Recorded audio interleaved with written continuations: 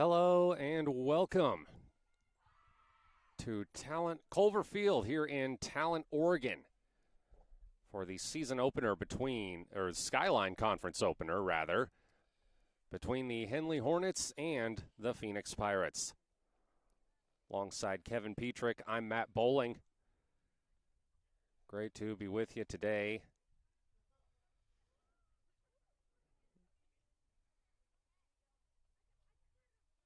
It's a nice Saturday afternoon here in Talent. Kevin, it was supposed to be overcast, maybe even rainy, but here we are, and it's nice and sunny out. Yeah, it's one of those weird Southern Oregon days where there's a little more snow in the past than we thought, and it's a little sunnier here in Phoenix than we thought. So it's going to be a nice day for baseball here, though. Just some cloudy skies and some sunshine, and we're just about to get underway here.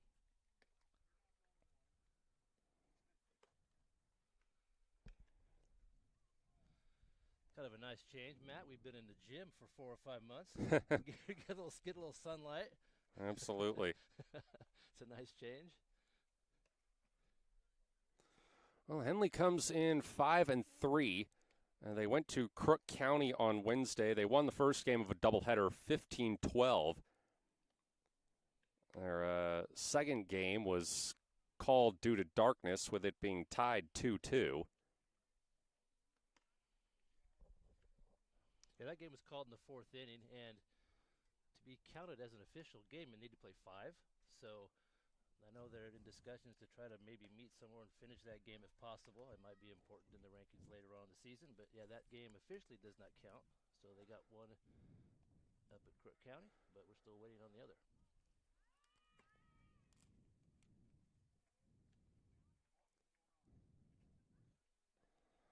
It's going to be Anna Harper to lead off for the Hornets. She, of course, coming off a basketball state championship. And that was one of the things we talked to Coach Stock prior to this matchup, and he said they struggled to find a little bit of consistency during the non-conference season, as the first pitch goes for a strike.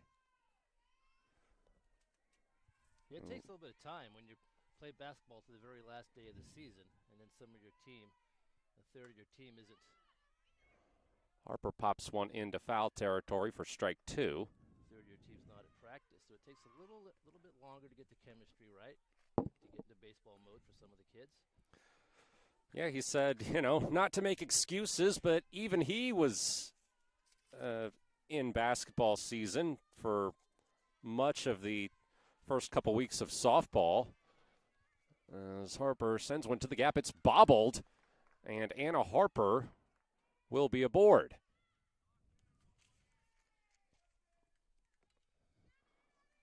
I think that's going to go down as an error. And errors have been a problem for Phoenix this season.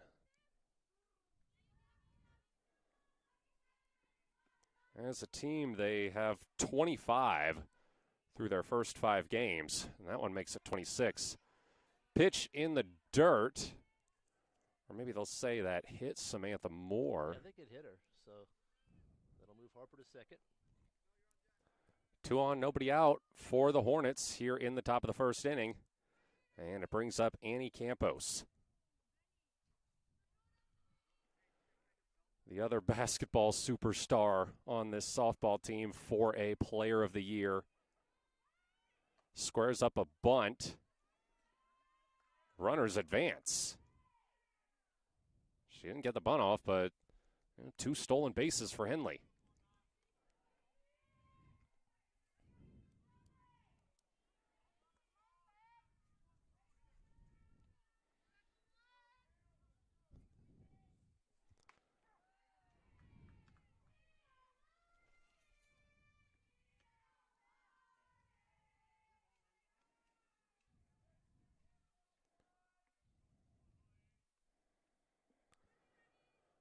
The 1-1 to Annie Campos.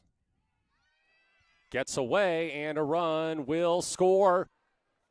Throw to home, gets away, and another one scores. Just like that, Henley takes a 2-0 lead. You can already tell Henley's going to be aggressive on the bases. They're not wasting any time advancing the runners, and 2 runs there on a pass ball. Count to Annie Campos is now 2-1.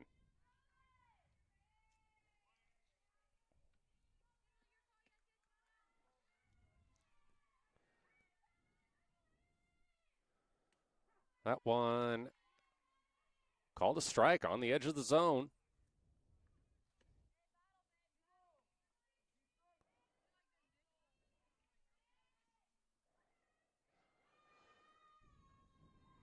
The 2-2.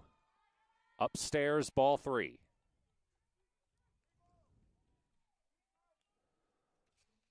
Three balls and 2 strikes for Annie Campos.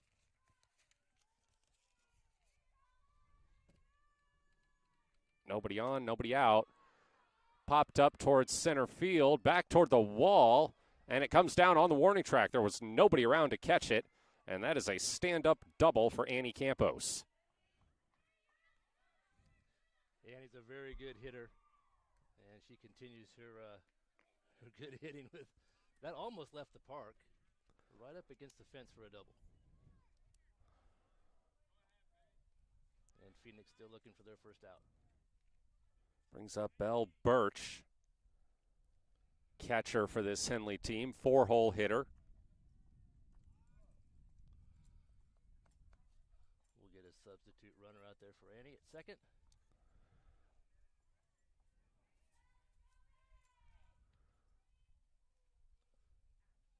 Looks like Alana Benson will run for her.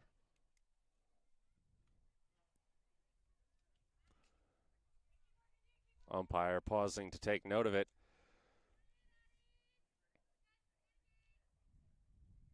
And Henley coming out of the gate hot against a Phoenix team that they didn't have much problem with last year either. They swept them. That was in a 3-game series. The schedule is a little bit different this year in Skyline Conference play as the bunt goes foul.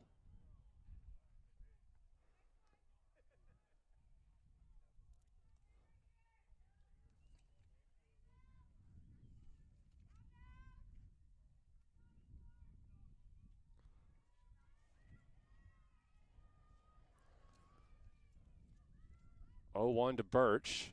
That time the bunt is fair, and everybody's going to be safe. It's a good-looking bunt to start. It ended up rolling foul. So they will count that as strike 2. Still no outs here in this top of the first.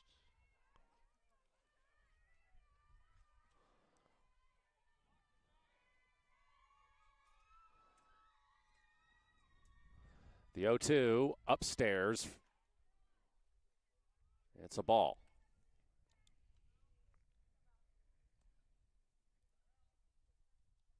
We were mentioning the Skyline Conference schedule different this year. Teams are going to play each other 4 times instead of 3. There's another pitch upstairs for ball 2.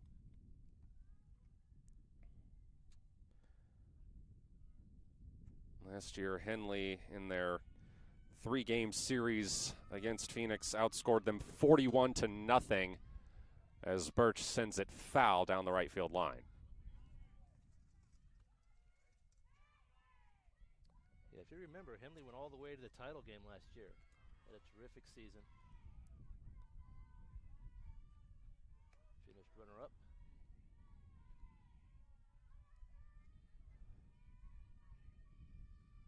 Two. Chopped foul down the left side.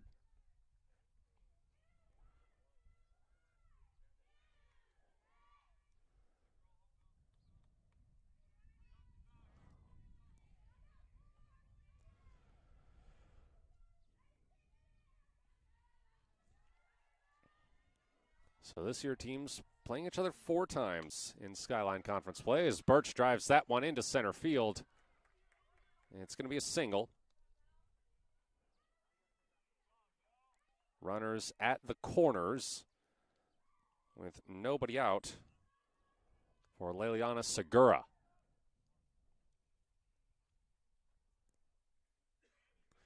And they're going to have a courtesy runner for Birch. Looks like it's going to be Hayden Higgins.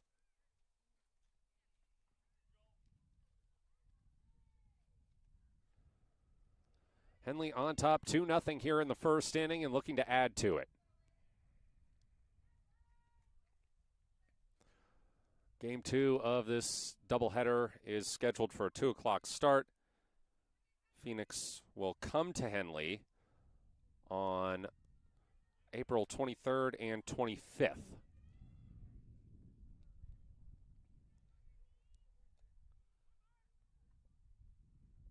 Henley probably happy that they get to come here for the Saturday doubleheader instead of having to make that hour-and-a-half trip over the mountains on 2 separate days. Yeah, that's a little different this year.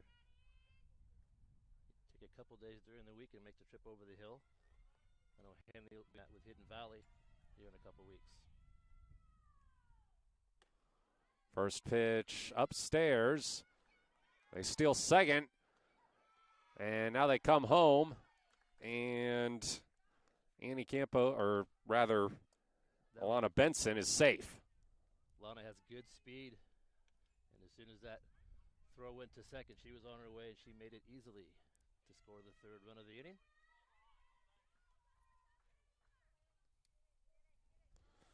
So it's a 3-0 ball game now with a 1-0 count to Liliana Segura.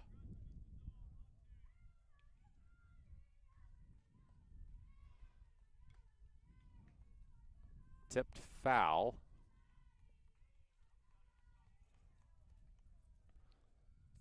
Right into the glove of Addie Bright. Laley's in left field today. Laley will do a little pitching when Annie Campos isn't on the mound. Popped up right over the back of everything.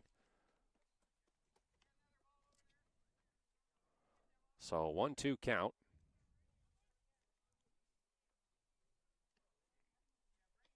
Already a 3-0 lead for the Hornets here in the top of the first inning.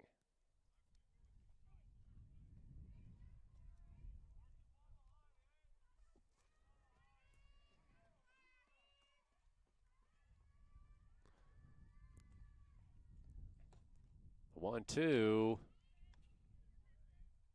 Down low for a ball.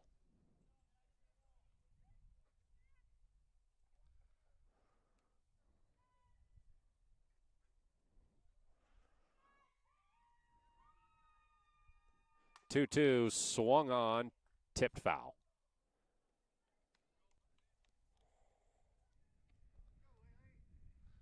Laley's just a sophomore.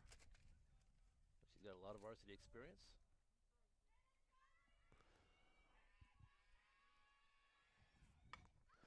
Driven down the left field line and gets down. One run will score. That is an RBI double for Liliana Segura. 4-0 Henley. And it brings up Natalie Hudson. Still nobody out here in the top of the first inning.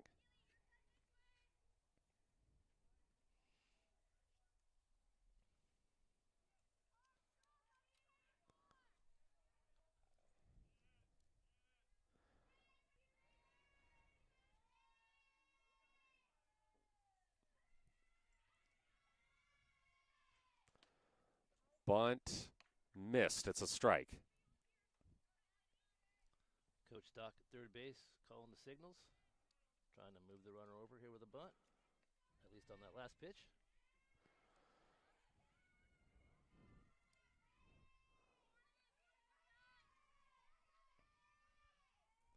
0-1 to Hudson. Hudson sends it foul behind her own dugout.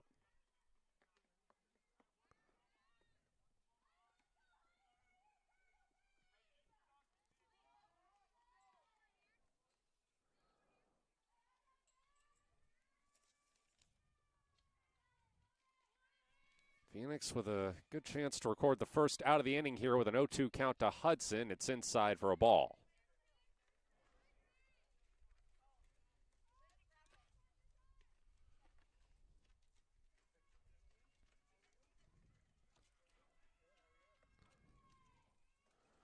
1-2. Popped foul behind.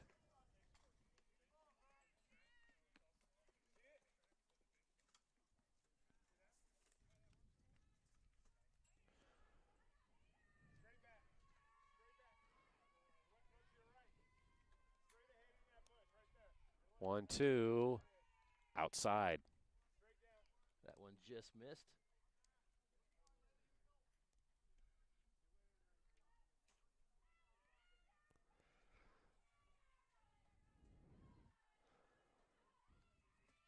Two. Again, fouled behind. We fouled off a number of balls here, and just behind home plate here, there's some really thick, sticky bushes. Ugh. And they're having trouble retrieving the balls. I'm kind of watching them over my shoulder here. Need to get a new box of balls out, Matt. Definitely.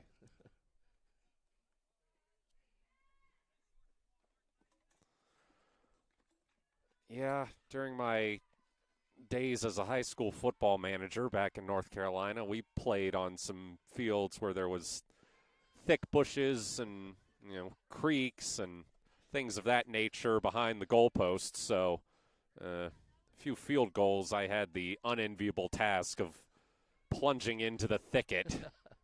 Although it's a lot easier, I would say it's probably a lot easier to get a football out of that than a softball. Yeah, it's kind of nice the girls have the neon-colored ball. Hope it makes it a little easier. But a football is bigger, though, so, yeah. I mean, it's, I don't know. Got her, strike 3.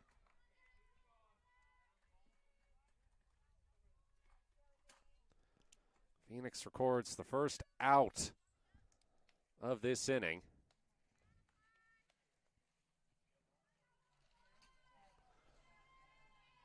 And it'll bring up Jillian Vickery. Vickery, check swing. She didn't go. It's ball 1.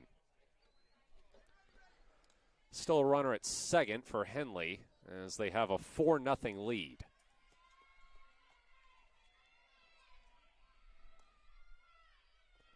The 1-0. Popped foul. Another one right behind us. Yep. Into the weeds. Jillian's a good hitter also. She's in the 7-hole. Henley has a good hitting lineup, really, 1 through 9. There's not really a break for the opponent to find in this lineup. They have good hitters.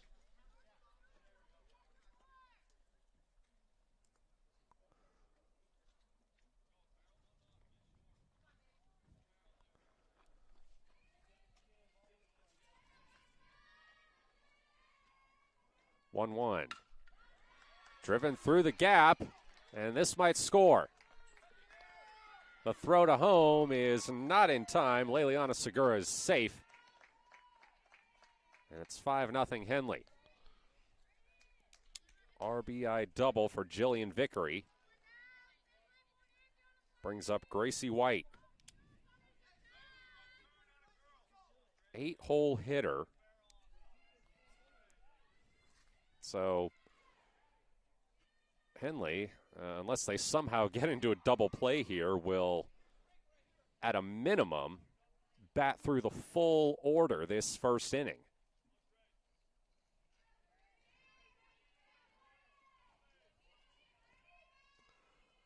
One out, one on. Driven down the left field line. And another run will score for Henley.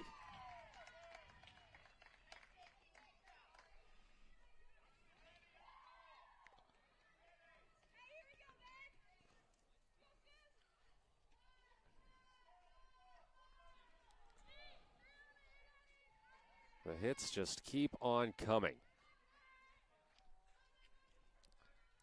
Henley scored 9 or more runs 5 times already this season. They know how to score, and they've got 6 here early in the first inning. Susie Nichols, right fielder, tried to square a bunt. Couldn't get it. It's strike 1. Susie hitting in the high 400s, I believe, for average. She's also a very good hitter. That one upstairs. It's ball one. 1-1 with one out. And Henley up 6-0 in the top of the first inning.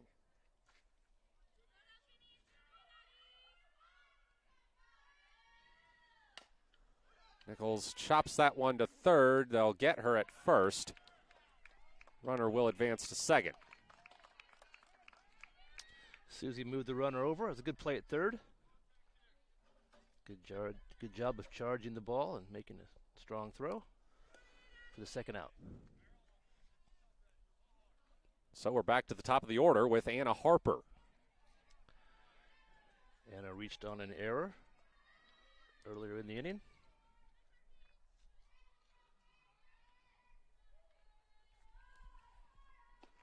First pitch inside.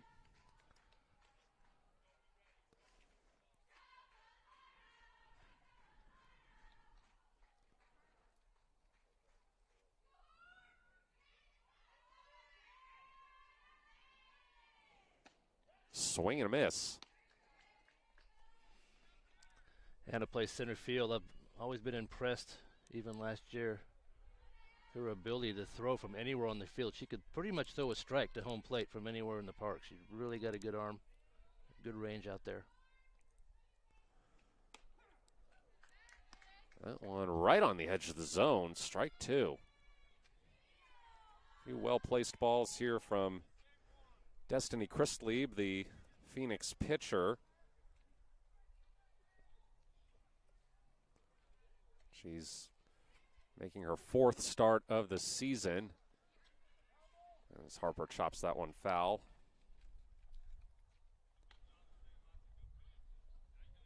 Came in with a 6.21 ERA. 29 strikeouts to 7 walks. Been a bit of a rough first inning for her, but it's probably the most powerful lineup she's faced all season. And she forces a pop-up from Anna Harper and gets the out herself. So we will head to the bottom of the first inning. Phoenix with quite a lot of work to do, down 6-0. Sports was kind of what defined me as a person. I loved to play every sport I could possibly play. The Abbeys was really the family stomping ground for all of our community. Saturday afternoon soccer tournaments, we'd head over to Abbeys afterwards. And then when we got up into middle school, on our way home, we'd stop at Abbeys after basketball games. When I go home, I want to see two things when I drive through Winston. I want to see my Abbeys and I want to see my high school. And those are the two memories that stick out the most to me. Henley bats around and scores 6 in the top of the first inning. Now Phoenix will try to come up with a response. It's the Skyline Conference opener for both teams. Henley has won the last 10 league championships. Phoenix hasn't won one since 2005. Yeah, Henley has a strong softball program. They've had a nice run. Annie Campos in the circle for the Hornets. And she will fade in with a .526 average through her team's first 5 games.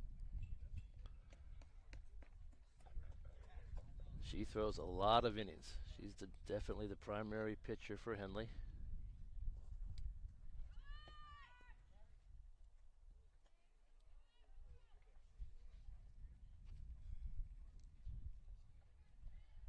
As we mentioned, just won 4A Basketball Player of the Year on the girls' side after a truly tremendous season. Led the Hornets in every statistical category. Scored the last 4 points in Henley's state championship win over Astoria in the final 16 seconds. Hornets were down 1. Ended up winning by 3. Kevin, we'd be remiss not to mention you were an assistant coach on that team. I had a good seat for that. You sure did. I had a pretty good view of the whole thing. Yeah, it was exciting for the kids. It's fun. Voss fouls that one into the... So a 1-1 count.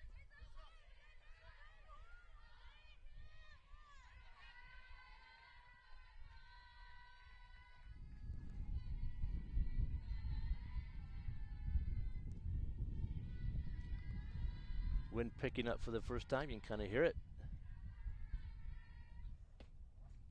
That pitch inside. So 2-1 count.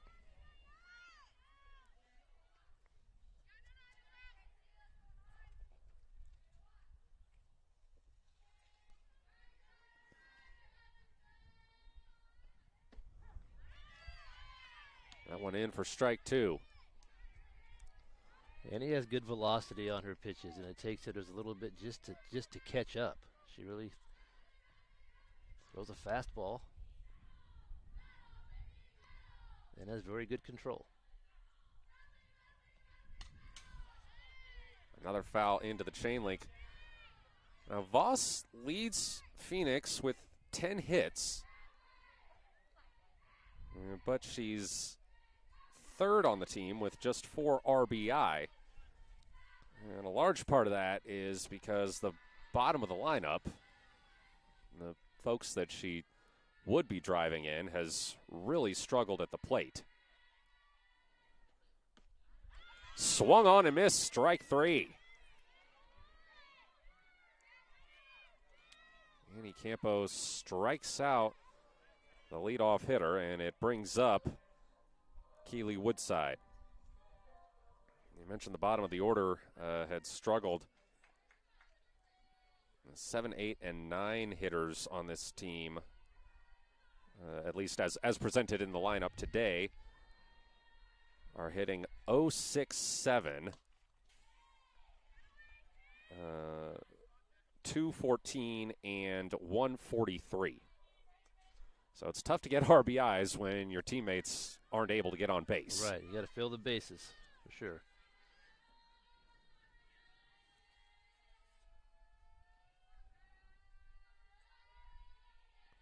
And Keely Woodside is the team leader for Phoenix with 6 RBI. And she's hitting 357 on the season. That pitch got away for a ball.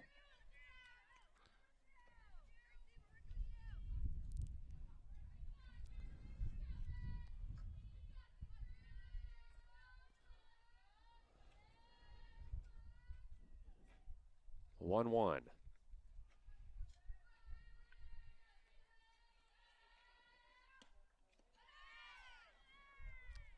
Swung on and missed.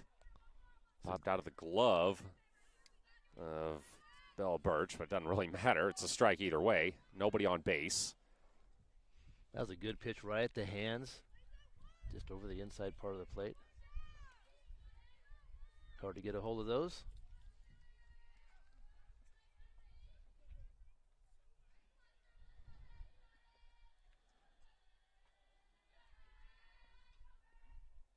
Time called.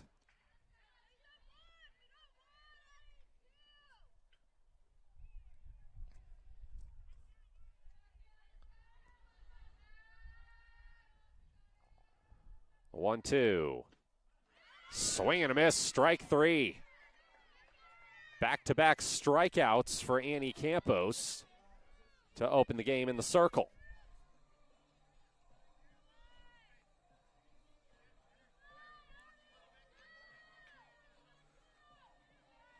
Bring up Kendall Haywood.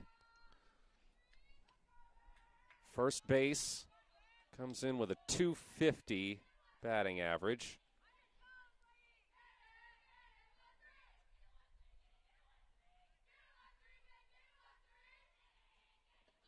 First pitch swung on and missed. And he's throwing a lot of strikes here early.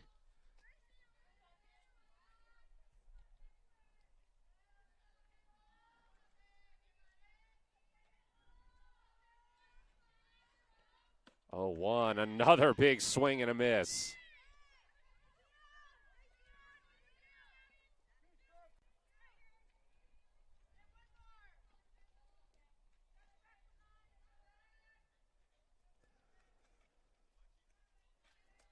Oh, 2 to Haywood. Got her. Annie Campos strikes out the side in the first inning. And we head to the second with the Hornets trying to add 0 lead. Matt Bowling here alongside Kevin Petrick. You're watching Henley Softball on mybasin.com. Thanks to Les Schwab Tires, I'm a confident backseat driver, but Mom's a little stressed about spending. Remember, deep breaths and watch your speed. Even though we're watching our wallets, Les Schwab is still watching out for our safety. So turn here. During the Les Schwab Founders Celebration Sale, save up to $150 instantly on select sets of 4 tires. Les Schwab Tires, doing the right thing since 1952. Henley batted around in the first inning, scored 6 runs. Now the Hornets, we'll see if they can do it again. The mercy rule, the run rule in high school softball is 15 runs after 3 innings, 10 after 5. Henley doing again this year kind of what they did last year. They're 5-3 overall, but they're ranked number 4 in the state. They have the number 1 RPI, so they played good teams. By the time they make their way into the league, they get on a roll usually. I know they won a lot of games in a row once they started the league last year. So this is kind of what they do, and they're looking very sharp today. Samantha Moore, second base, will lead off for the Hornets.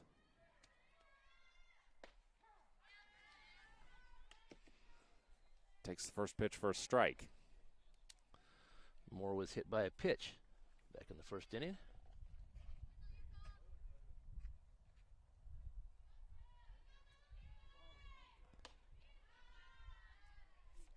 Next pitch up high for a ball.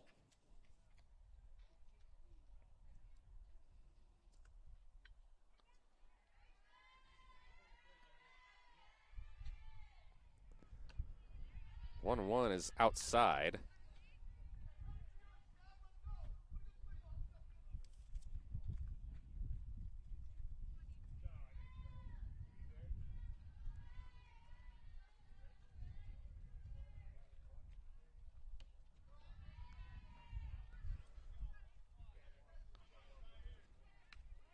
Three-one count for Samantha Moore.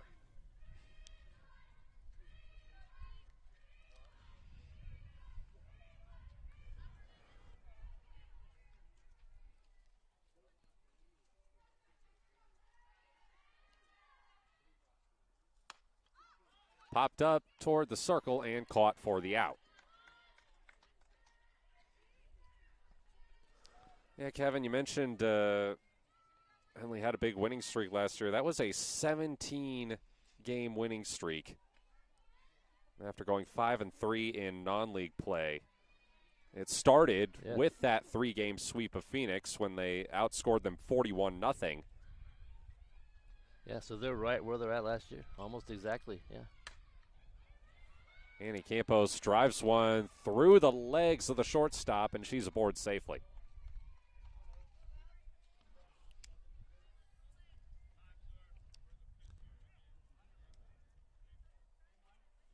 Again, we mentioned errors have been a serious problem for Phoenix this season, and you've seen it a couple times already today. Came in averaging 5 errors a game. Alana Benson will come in to run for Annie Campos at first. Belle Birch watches the first pitch go outside for a ball as Benson steals second. She is very quick. It was a good throw, and it was a quick throw down to second, but just wasn't in time. Put the ball right where she wanted. Alana just a little too fast. Stolen base.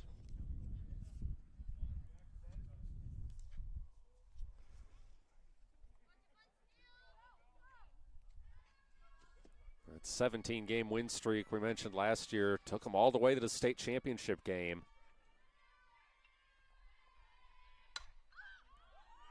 Another pop-up back toward the warning track and caught for the out. Benson will tag up and head to third. Go down the sacrifice fly for Birch. Much better innings so far for Chris Lieb and the Pirates.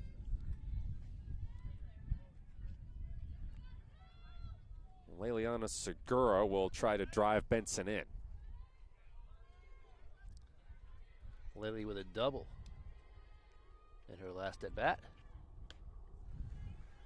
First pitch outside for a ball.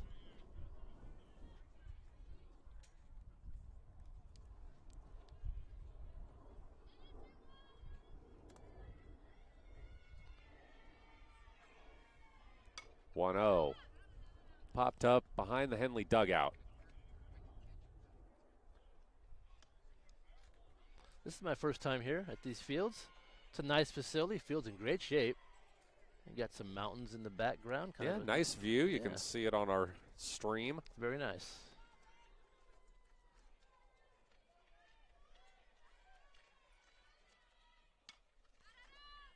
Another one fouled behind the dugout.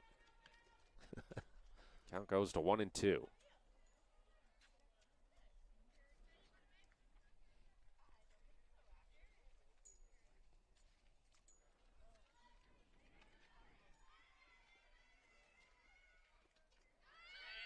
Pitch gets through the legs of the catcher, and a run will score.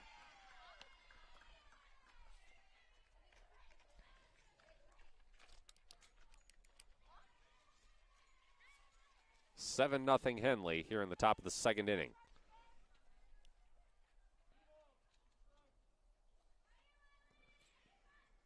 And a 2-2 count for Segura. Make it full.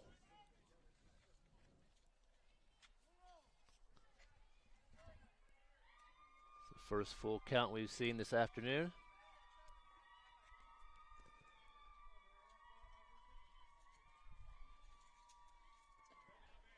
And that's going to be a walk.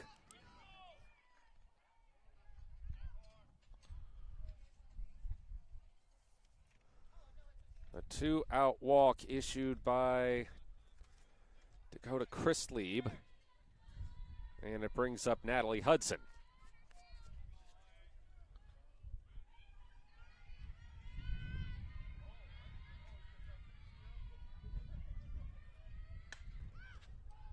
Pop up. And Chrisley able to get the catch, get out of the inning. Much better second inning for the Pirates. They hold Henley to 1 run. Phoenix will come to bat in the bottom of the second.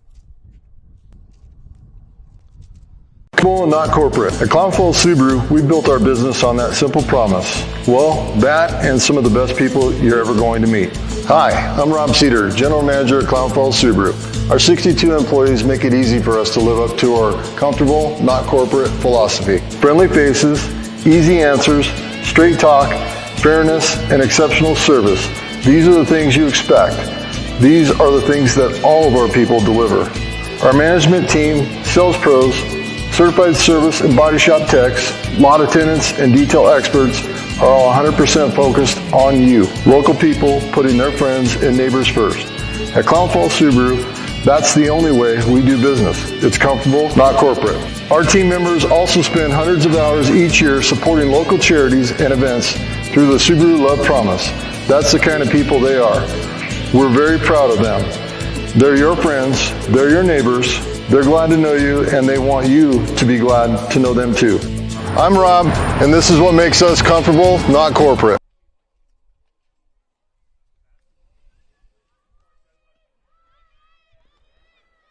Annie Campos back to the circle for Henley after striking out the side in the first.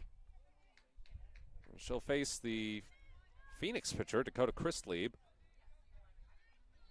Christlieb only has 1 hit in 7 at-bats this season. 143 average. That 1 hit was a double, though.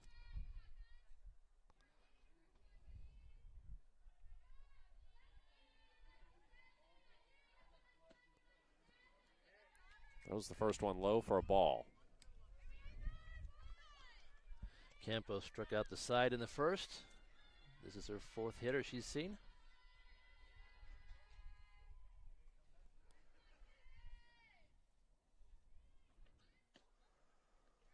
Again, trying to go low. That results in ball 2.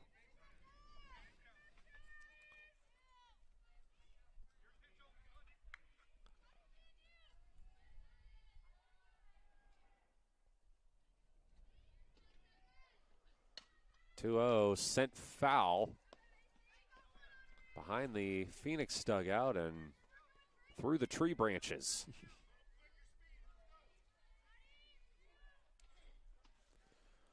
Well, now we've got a little bit of cloud cover coming in. Weather forecast said overcast with a chance of rain here in Talent. Well, the sun was out to start the game. And the wind's picked up just a little bit. It's blowing right into the hitter's face, right toward home plate.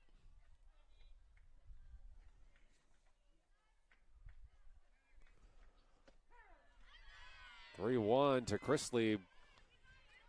Goes for a strike right through the middle of the zone. So a full count now for the Pirates pitcher.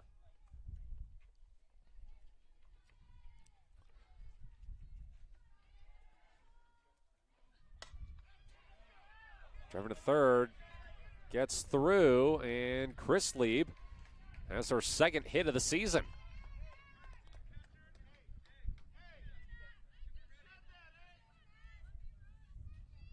There's some good hitting there. Waited for her pitch on a full count. Drove it deep into the infield and was able to get to first base. We'll have a courtesy runner for Destiny Chrisley. It's going to be Olivia Cruz.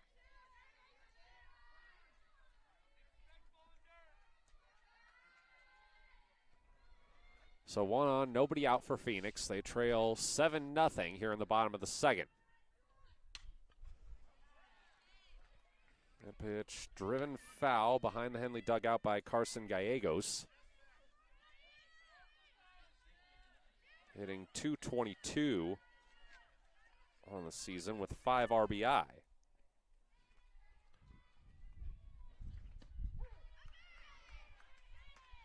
Strike 2. First base runner we've seen for Phoenix. We'll see if they're aggressive on the bases.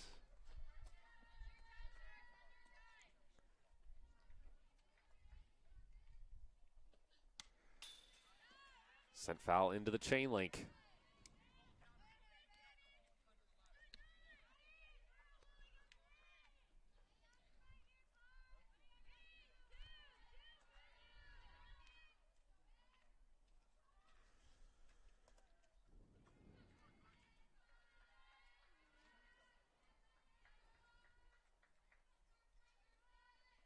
Oh, 2. Low for a ball. Runner stays at first. That's one thing with the ability to put in replacement runners. You can get some fast players out there, and you'll have more stolen bases than you would normally see. Try to get those runners around. Coaches will do that a lot. Phoenix has 18 stolen bases so far this season.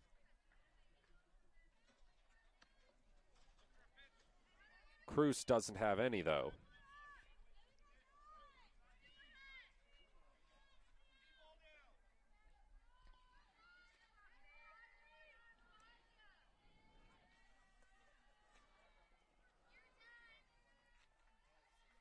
A 1-2.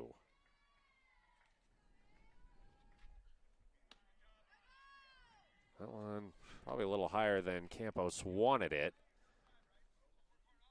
And it goes for a ball.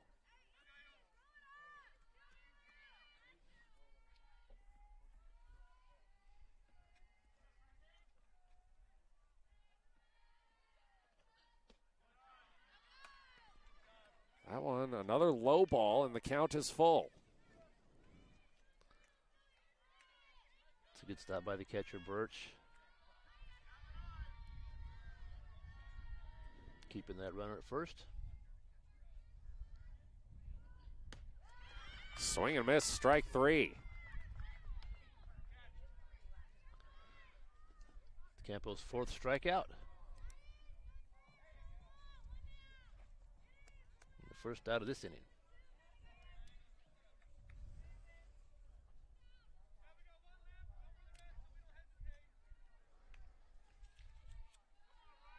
It'll bring up Riley Johnson, the shortstop. Hitting .250 with 3 RBIs so far.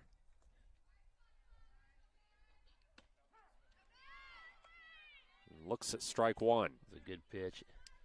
Campos called off the whatever pitch was called. She had something else in mind, and she put it right where she wanted for strike one. She's really been looking to the edge of the zone so far today. Sometimes it's worked, other times not as much.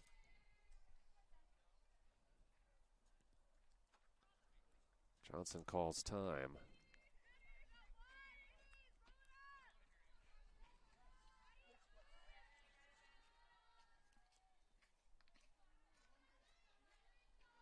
Oh, 1. Might have gotten in the dirt. Runner will stay.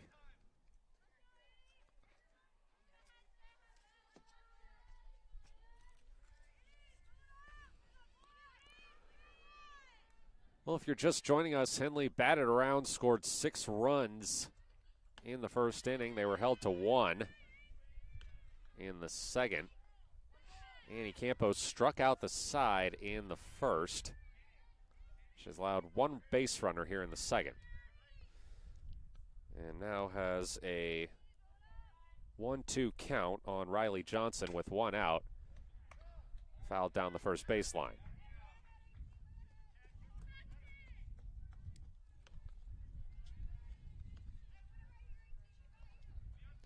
Matt Bowling here alongside Kevin Petrick with you from Culver Fields here in Talent, Oregon.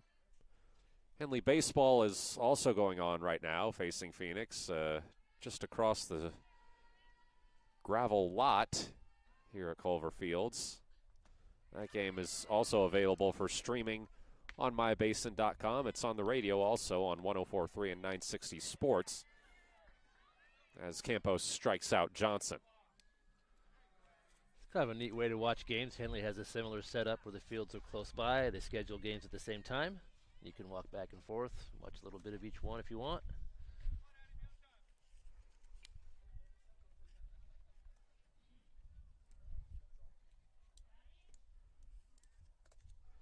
Annie with her 5th strikeout right there. And she'll now face Addie Bright, the catcher. 7-hole hitter hitting .067. Takes strike 1.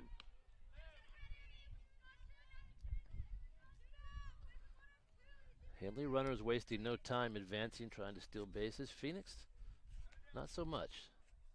Cruz still at first base over there.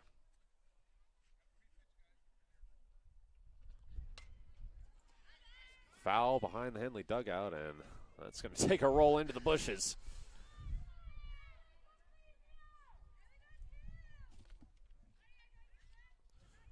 The 0-2 to Bright.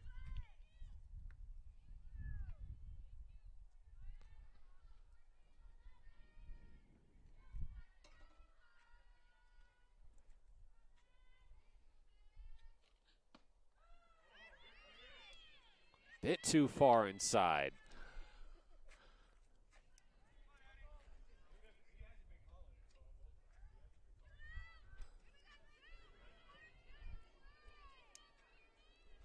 Campos trying to end the inning here.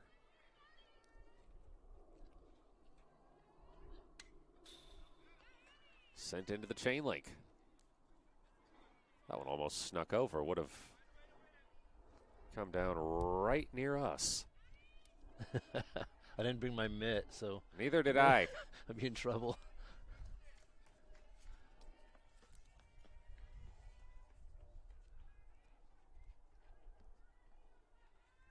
The 1-2. Foul.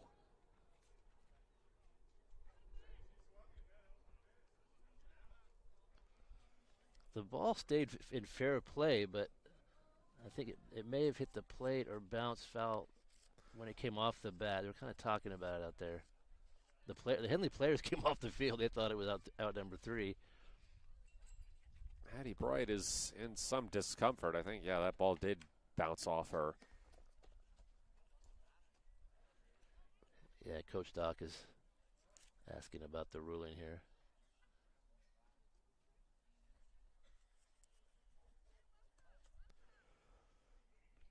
Well, the second game of this doubleheader is scheduled for a 2 o'clock start, although with the pace we're going, it's an open question as to whether we'll be on time. Of course, Henley, if they can put up an 8 spot in the third, would get into mercy rule territory, or run rule. It's 15 runs after 3 innings and 10 after 5 at the high school level.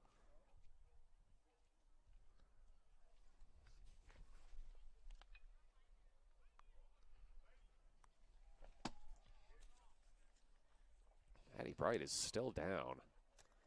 And Henley's now coming off the field. We'll just take a break. Matt Bowling here alongside Kevin Petra. This is Henley Softball on mybasin.com. Threads. There are many threads that run through our region. There are churches and schools and Little League teams that bring us together and bind us into communities. There are roads and cars. There are houses and jobs and businesses, all woven together to make the fabric of our communities. There are financial threads that are part of that tapestry as well. For over 80 years, it's been our pleasure to be headquartered here, providing financial services to generations of our friends and neighbors.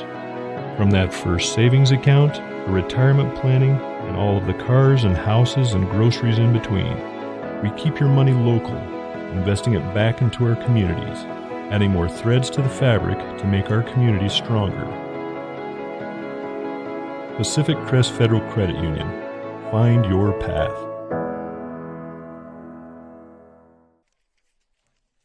Introducing Smith's Marcom Solutions, your trusted partner in marketing and communication.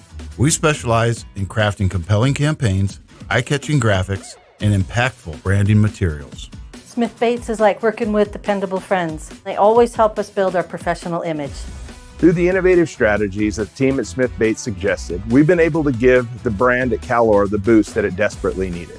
Unlock your potential with Smith Bates Marcom Solutions. Well, they changed the call to out on Addie Bright as she was helped to the dugout. So that sends us to the top of the third inning. I always admire that when an official or a referee or an umpire, they talk about it and go to the rule book and look it up and get the right call eventually. That's good.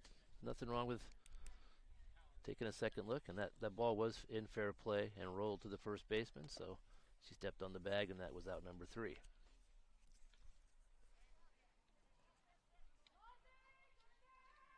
Destiny Christley back to the circle for the Pirates.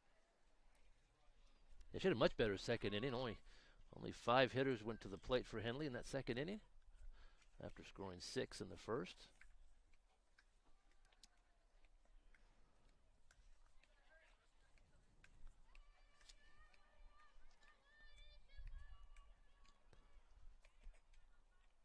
It'll be Jillian Vickery to lead things off for the Hornets.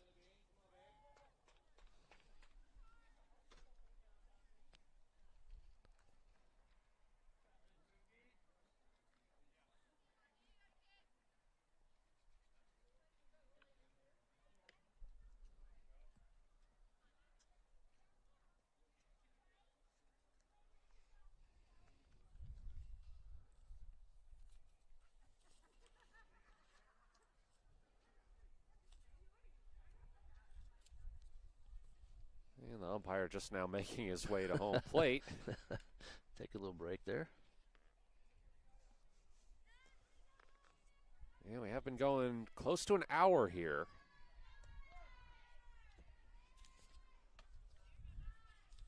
First pitch right at eye level for Vickery. Vickery hit a double her last at bat in the first inning. Fouls that one back into the chain link. She also picked up an RBI with that hit.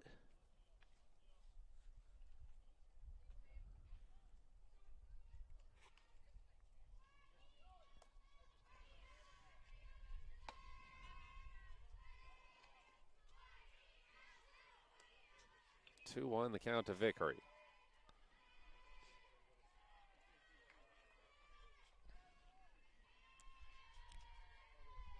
One of 3 sophomores in the lineup today. Drills that one back to center. And it's caught for the out by Gallegos. It's a good hit, just straight away right at the center fielder for the first out.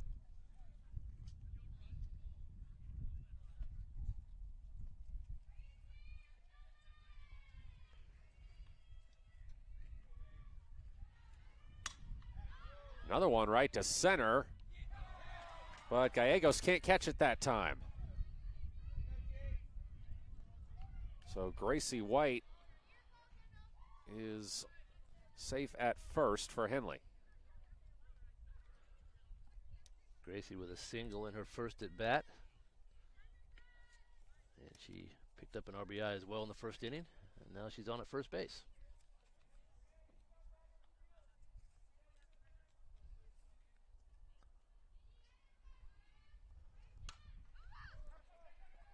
That one fouled behind the Phoenix dugout.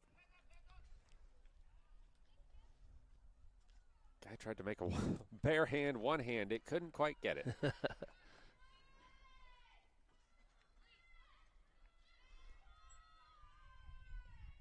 0-1 to Gracie White. That one in the dirt. Vickery will stay at first.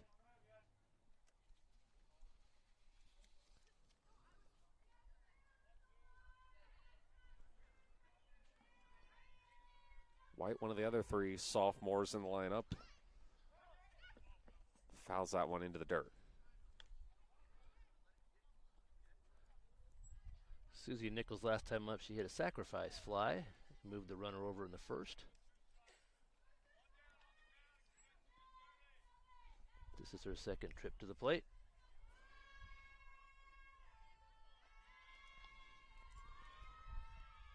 The 1-2 to Nichols. Held up her swing, which was a good move because that was a ball. Yep, that pitch sailed up just a little bit.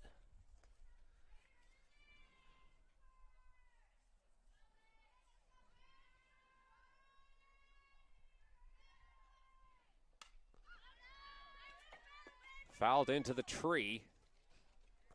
Henley hitters foul off a lot of pitches. I think that's a sign of good hitting. They don't miss many. They'll foul off a lot and stay in the count until they find their pitch and try to drive it.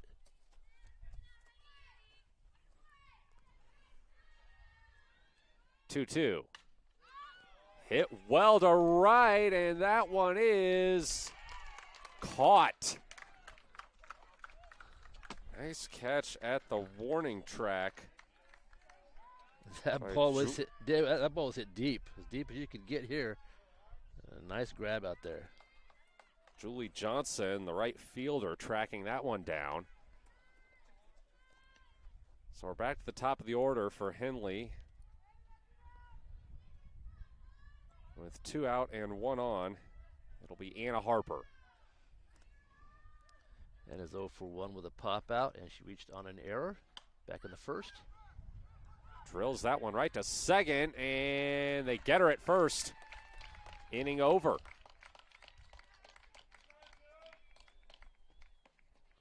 So it remains 7-0 as we head to bottom of the third.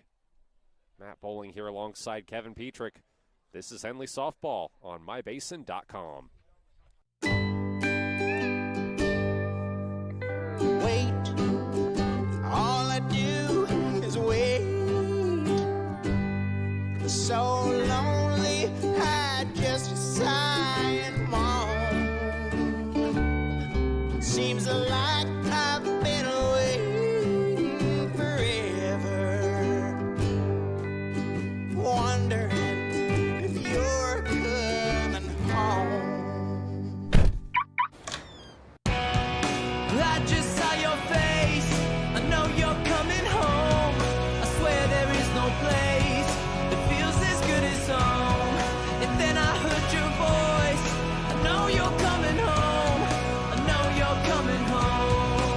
This is where unconditional love and immeasurable happiness reside. This is home. Coldwell Banker, where home begins.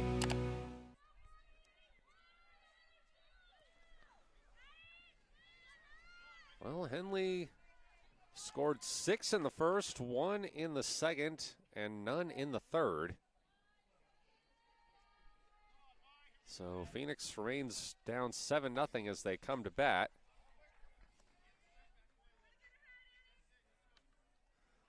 First pitch fouled off for Violet Harper.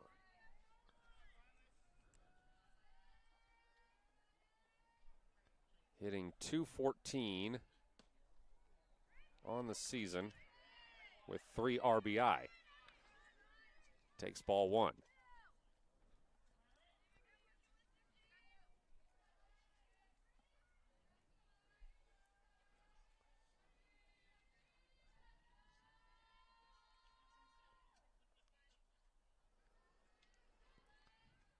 The 1-1. Hit right to Annie Campos, gets past her, and they're not going to be able to get her at first.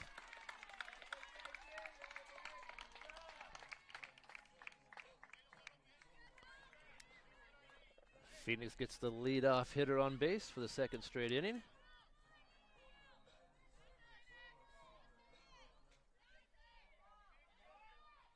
So that'll bring up Julie Johnson, who made a nice catch on a ball hit to the warning track in the top of the inning out in right field. She swings and misses that one. Johnson hitting .143 with 2 RBI.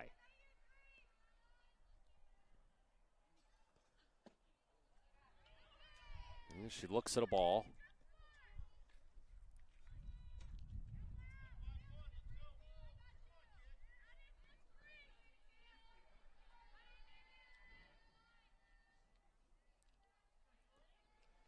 One. Swung on and missed. Strike 2.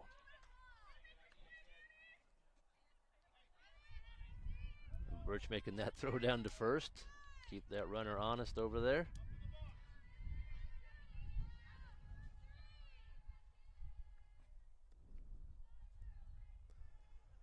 One, two. Between the legs of Birch, and the runner will advance.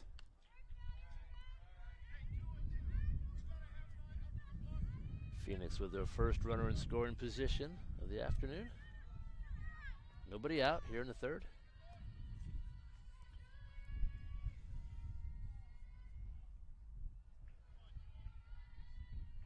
The 2-2. Got her. Strike 3.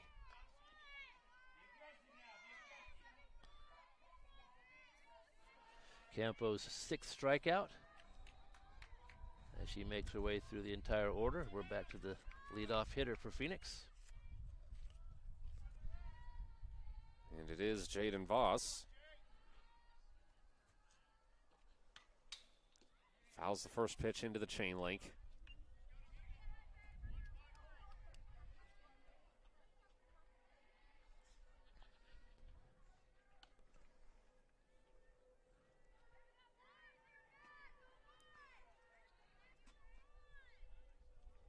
Voss, we mentioned, even though she came into this game hitting .526, only has 4 RBI. That's 3rd on the team. She's got a chance to get one here. Takes ball 1.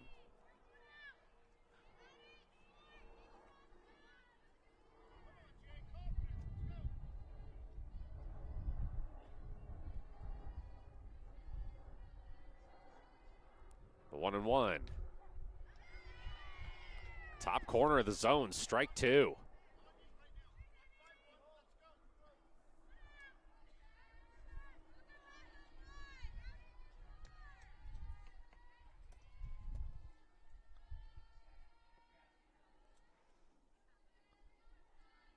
One, two, got her. Upstairs, swung on and missed.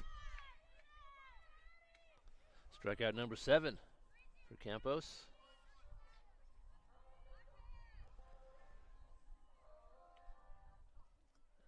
So Keeley Woodside will try to drive in this run and keep the inning going.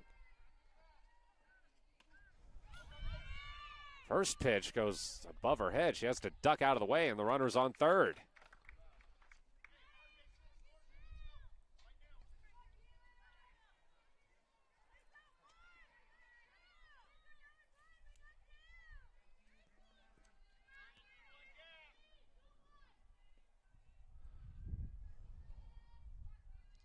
One-oh. Fouled into the chain link.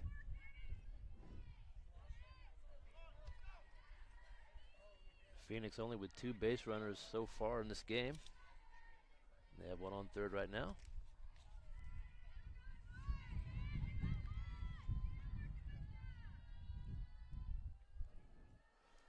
The 1-1 driven right to Campos, and that will end the inning.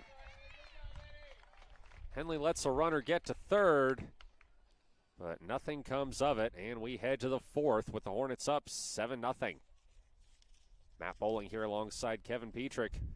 You're watching Henley Softball on MySon.com. Sports was kind of what defined me as a person. I loved to play every sport I could possibly play. The Abbeys was really the family stomping ground for all of our community. Saturday afternoon soccer tournaments, we'd head over to Abbeys afterwards. And then when we got up into middle school, on our way home, we'd stop at Abbeys after basketball games. When I go home, I want to see 2 things when I drive through Winston. I want to see my Abbeys, and I want to see my high school. And those are the 2 memories that stick out the most to me.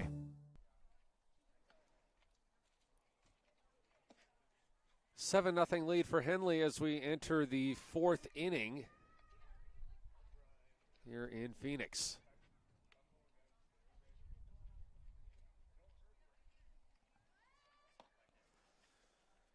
It's going to be Samantha Moore to lead things off for the Hornets.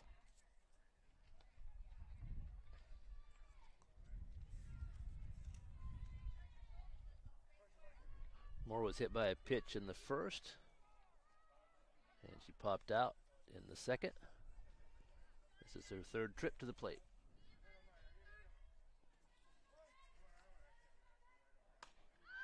Drills that one to left. And they can't make the catch.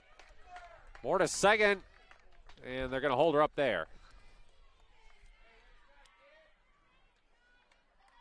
It's right down the third base line, and it just dropped in between the fielders. She rounded second. There was nobody standing at third. The shortstop for Phoenix did a nice job making her way over to third base to make sure that she wasn't able to get 3 bags on that one. That'll be a double. Leadoff double for Samantha Moore. And she'll advance to third on a pitch in the dirt. Annie Campos with a great chance to add to this Henley lead now. I like Henley, how they run the bases. They are taking risks. They're aggressive. I like seeing that. Another pitch gets through, and the run scores.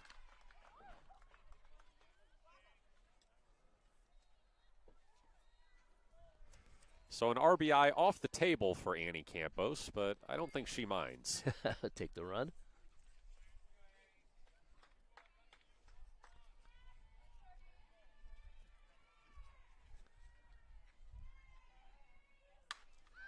She drills that one back, back, back.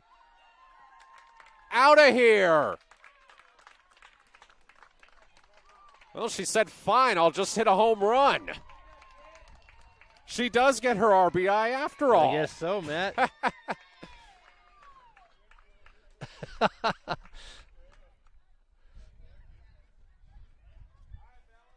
Annie with a double in the first inning, reached on an error, and then a home run here in the 4th. You know, on a personal note, Matt, she hit my car. Oh, no. Well, it looked like it got it on the bounce, so could be worse. Belle Birch drives that one into left field, and she's on first.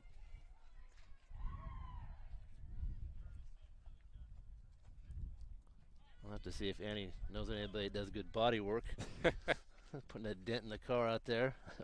That was a great hit. I think I might have unintentionally. I wasn't even considering a home run, but gave her a little reverse announcer's jinx. Yeah, that's what happened there. So Phoenix going to huddle up as Henley is threatening to have another runaway inning. It's 9-0. And I believe if Henley gets to 15 here, Phoenix wouldn't get a chance to bat again. They would have gotten a chance if Henley had gotten to 15 in the top of the third. But any time after that, you get to 15. It's a run rule. I see. So 6 away. We're going to have a new pitcher.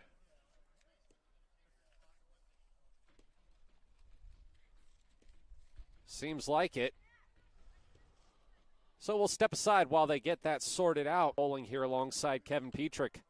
Watching Henley softball on mybasin.com.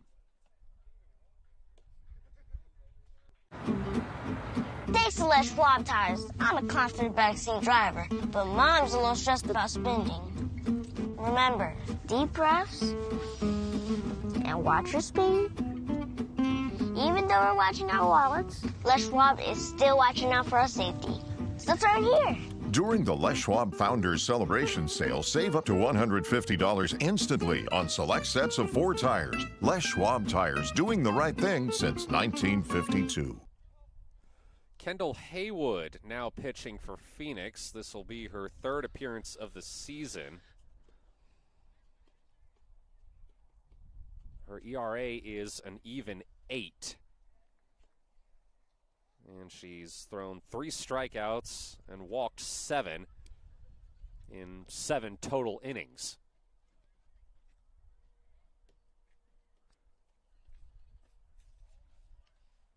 After a rough first inning, Phoenix has done pretty well, only given up 3 runs in the last 2 innings. And this didn't give up any last inning. Yeah.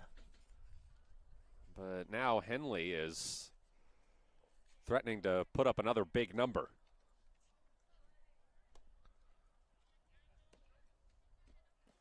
Lily Segura coming up here. She doubled in her first at bat and walked back in the second.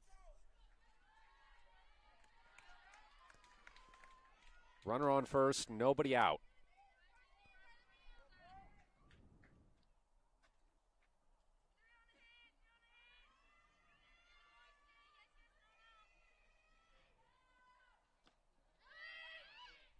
First pitch goes in the dirt. And Hayden Higgins, the courtesy runner for Belle Birch, is at second easily.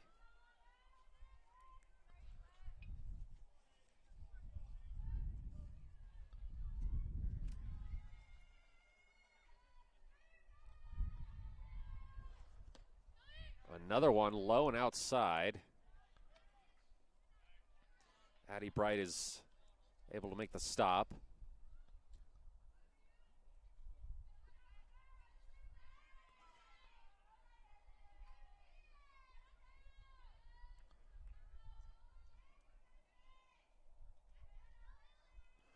The 2-0. On the edge of the zone for a strike. That's actually not Addie Bright at catcher. That's Olivia Cruz. Addie Bright was injured at the plate earlier while batting. Took a ball off the hand. 2-1 is low. That was a nice save by the catcher there, Cruz. That ball didn't get by her, and the runner did not advance.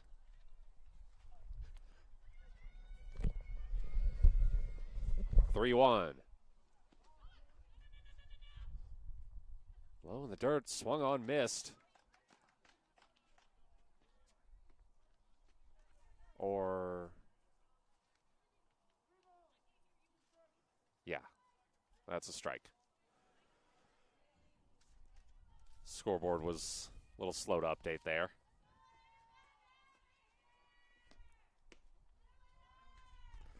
And that's ball 4.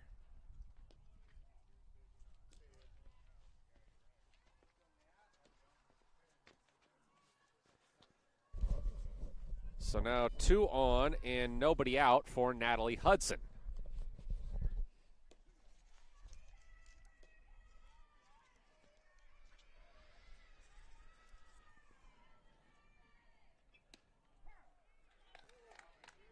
That one in there for a strike.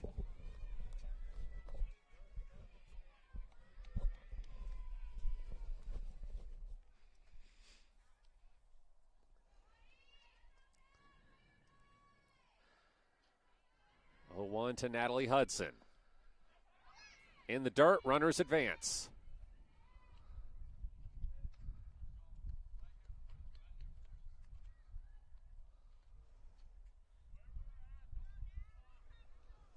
Two runners in scoring position now for Henley.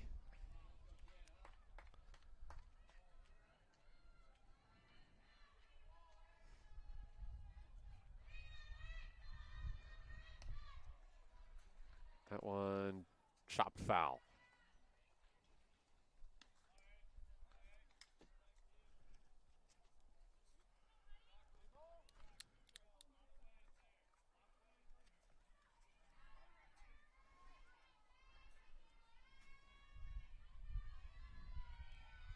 The 1-2.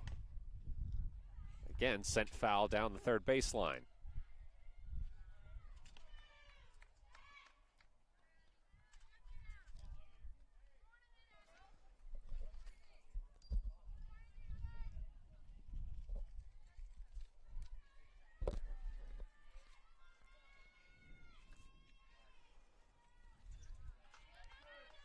Another low pitch. Runners will hold. That moves the count to 2-2.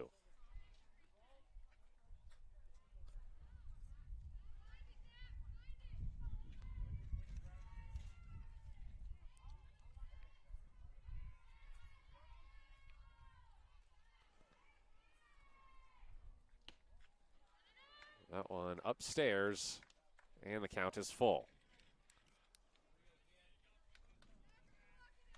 Hudson popped out in her last at bat. She'll have a chance to drive a couple in here with a base hit. Could also load the bases if she's able to draw a walk.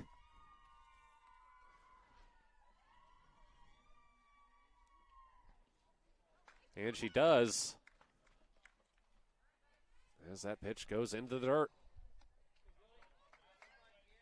So great opportunity here for Jillian Vickery. Bases loaded, nobody out. Here in the top of the fourth, Henley up 9-0. At this point, Hornets just trying to end the game early.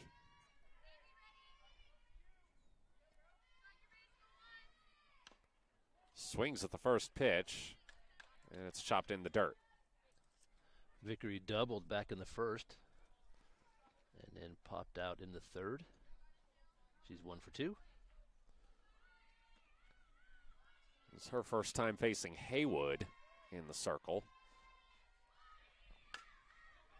Sends it to first. They won't get the out at home. The throw was off target. Here comes another run. Everybody is safe. And Henley adds 2 runs. It's, well, depending on how you score that, could be a double, could be a single with an error for Vickery. That's the one thing about the Diamond Sports. Stats can be subjective. Yeah. Well, she fielded. It was cleanly fielded. Just a tough break on the throw. She went home. It wasn't in time, so Henley now gets 11 on the scoreboard.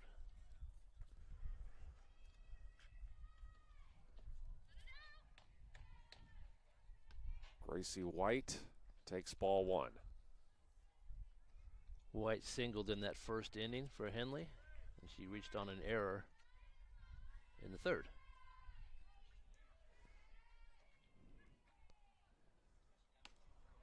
First pitch, way high. Had to duck to avoid getting pegged. 2-0.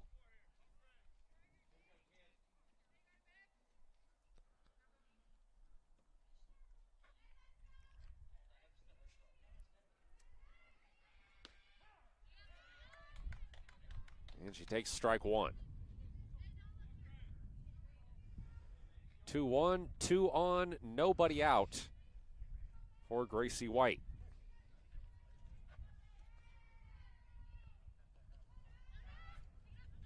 Through the legs of Cruz, but the runners will hold.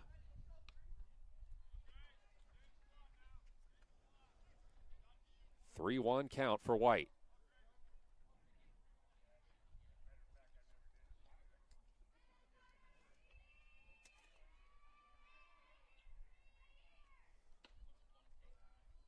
And she walks. Once again, bases loaded, nobody out. That's the third walk of the inning for Hornet hitters.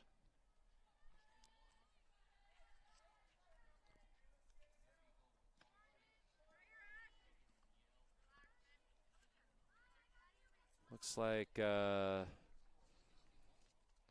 going to have a pinch hitter here. Ashlyn Srnowski is hitting for Susie Nichols in the 9-hole spot.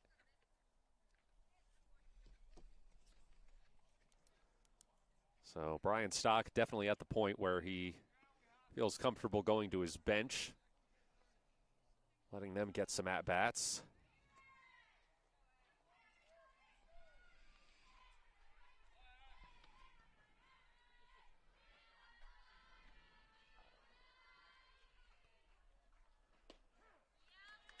Srnowski takes strike one. She was the goalkeeper for the Henley girls soccer team this fall. Hope to win their first Skyline Conference championship since 2014. Chops one to first, throw home. They will get the out.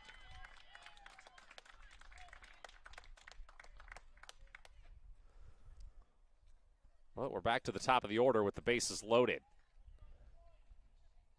Anna Harper.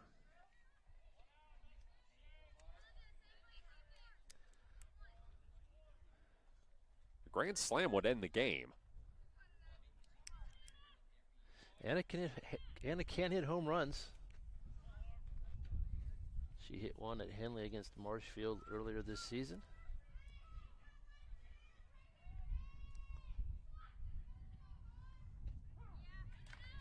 She takes strike one.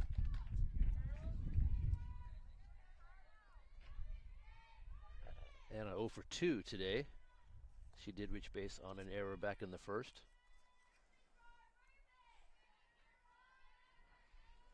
The 0-1. Low and away.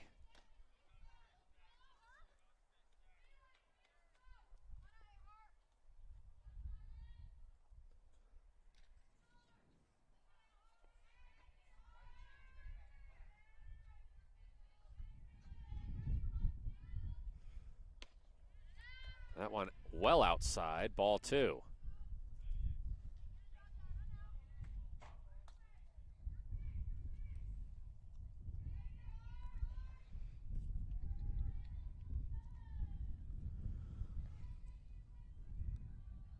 Two one to Harper. Drilled right to the circle, bobbled. They can't get the out at home. Here comes another run. So two score. And two in scoring position.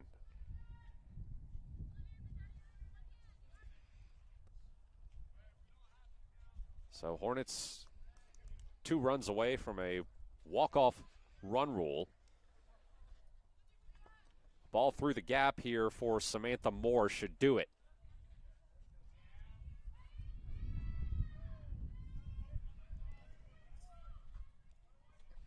And once again, they're unable to make the play at home.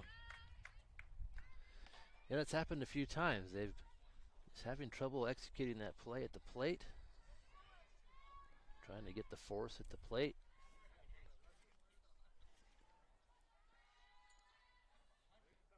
Oh, 1. Misplayed. And 1 run will score. Stronowski crosses home plate. Harper holds at second.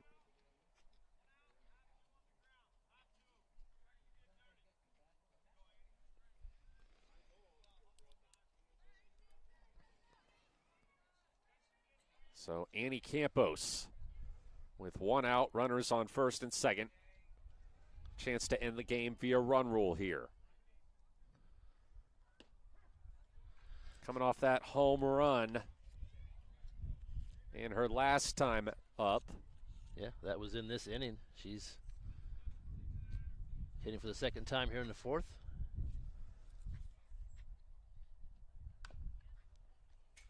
Fouls that one in the dirt. And he's 2 for 3. She also doubled in the first inning.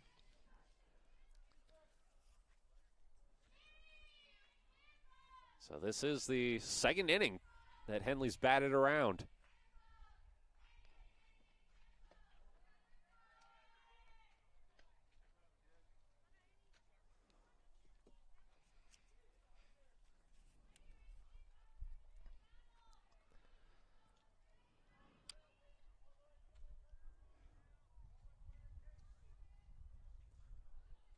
One, 2. Driven into right field, and that should do it.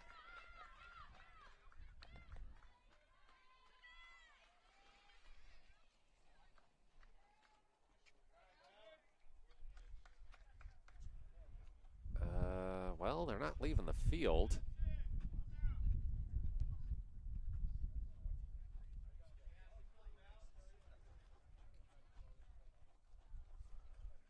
Was I misinformed earlier?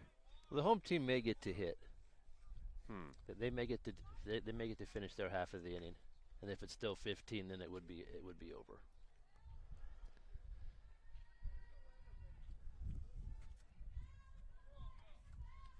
So Belle Birch will try to keep it going.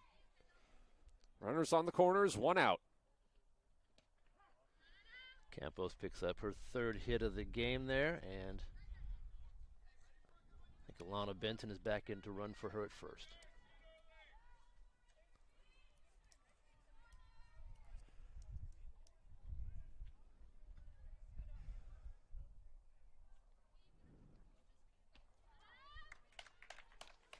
Strike 2. Birch is 2 for 2. She got a pair of singles. And a sacrifice fly as well in the second.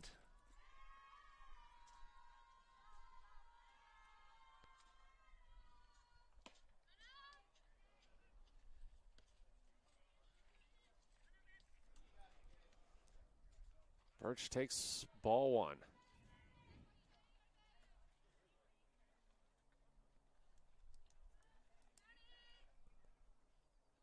One, 2.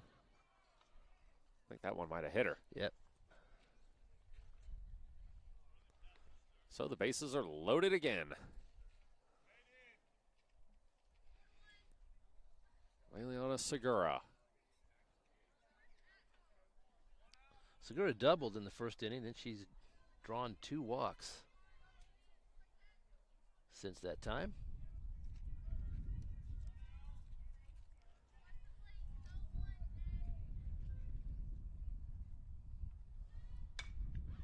Drilled to center, and that'll get down. 2 runs score, and the runners advance as the throw to home is well off target.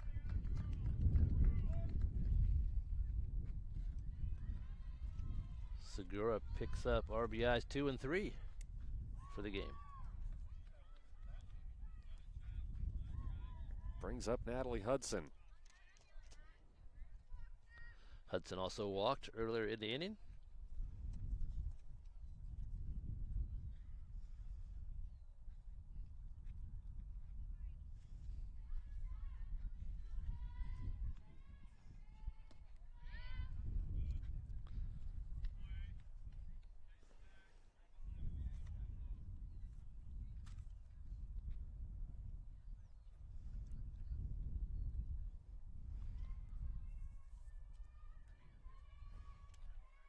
1-0. High and away. It has just been all Henley so far in game one. So much so that we might be looking at a late start for game two.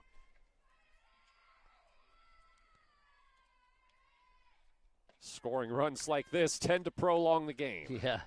Henley scores runs in bunches. They typically do that.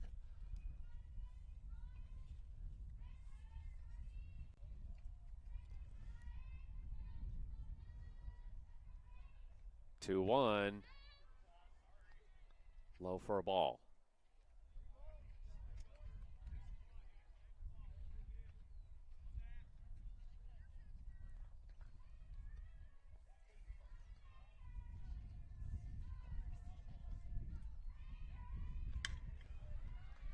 Drilled through the gap into left field. And another run scores.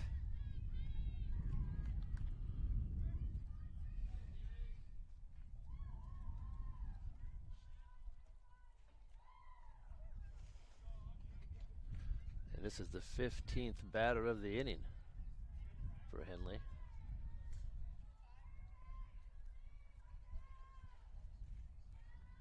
Hornets might bat around twice.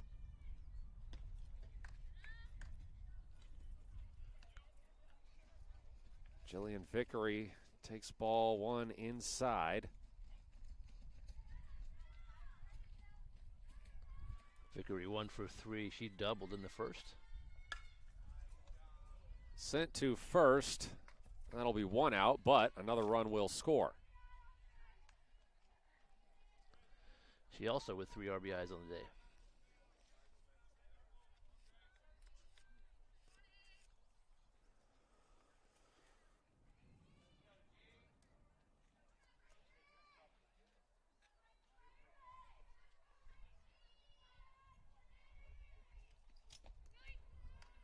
That pitch doesn't even reach home plate before hitting the dirt.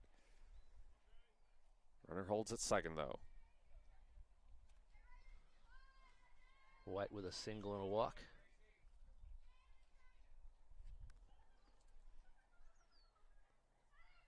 One 0. Upstairs.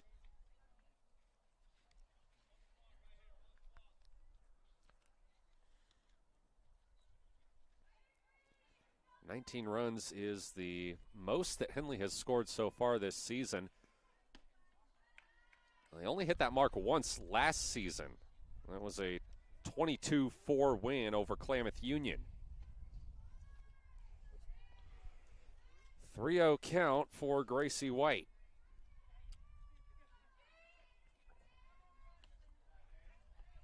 And she walks. Runner advances to third as that pitch was a little too high for Olivia Cruz.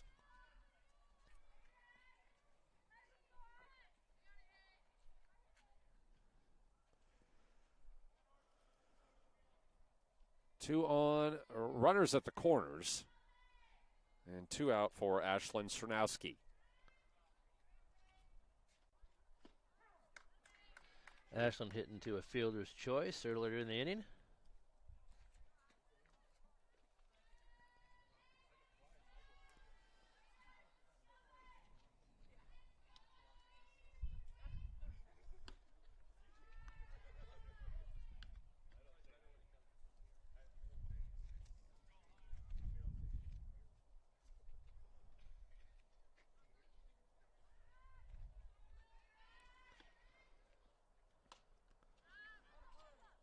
Fouled toward the Henley dugout. Count is 1-2.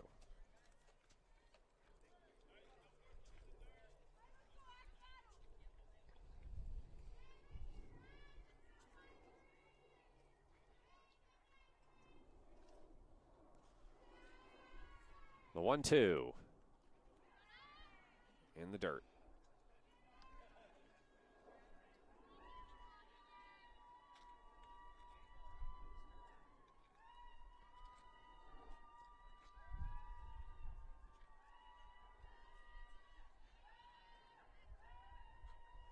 2-2, high and away, full count.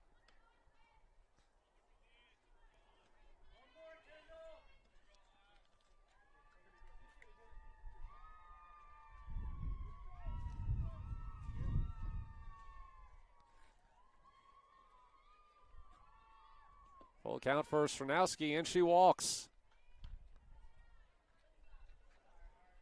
Bases loaded for Anna Harper.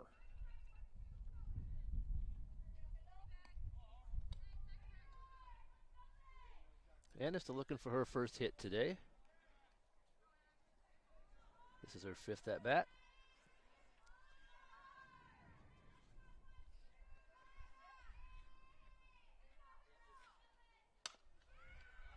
Drilled to the circle. They're unable to make the play.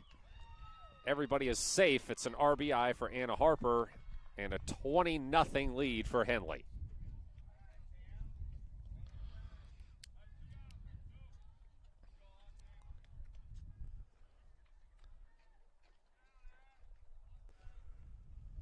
Somewhere I hear Jim Ross saying, "Stop the match. Enough's enough." Yeah, Henley not having much trouble here. They've got... Well, this is the kind of game I think that can be really good for Henley to start league play after, Coach Brian Stock was saying they struggled to find consistency in non-league play. And again, we sort of talked about this at the top of the game, but he said it's tough when your two best players are playing basketball, and even he was coaching. Yeah. He was coaching the boys team, which also went to the state tournament. So he said that that was going on during the first 2 weeks when they were able to practice. So it's tough. It's something that the boys it's something that he's also had to deal with on the boys basketball team, because so many of them were part of the football team that won the state championship and were playing to the very end of the season. So that boys basketball team only had, I think Luke Hammond said, 2 practices, if I remember correctly, as a full team before their first game. Yeah, when the seasons run together like that for players and coaches, it causes a little bit of trouble at the beginning of the seasons.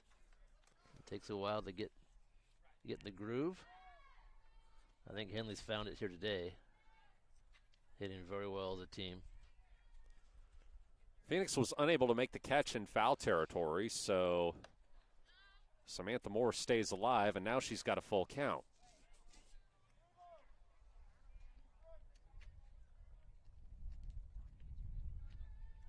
She's 2 for 3 with a double and a single.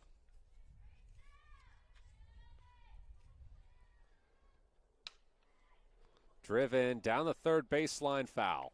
Just outside the bag at third.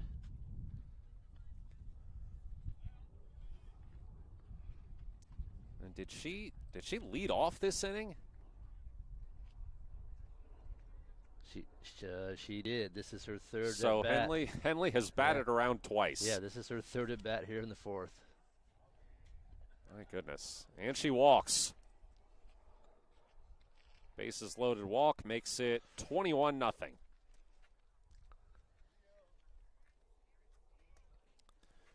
And Annie Campos up at the plate. She's 3 for 3 with a single, a double, and a home run.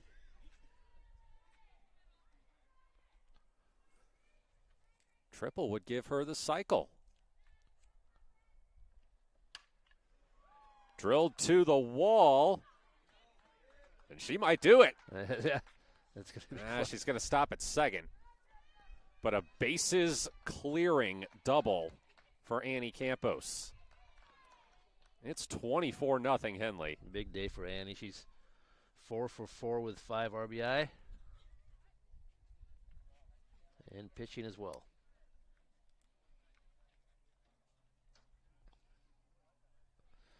I think we're going to see it. At least a pitcher's conference, maybe a pitcher's change here for Phoenix. So this is now the most runs Henley has scored since 2022.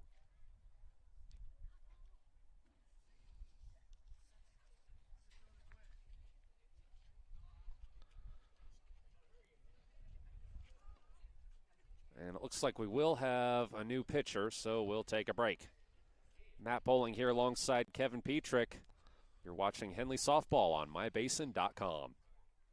Comfortable and not corporate. At Clown Falls Subaru, we built our business on that simple promise. Well, that and some of the best people you're ever going to meet.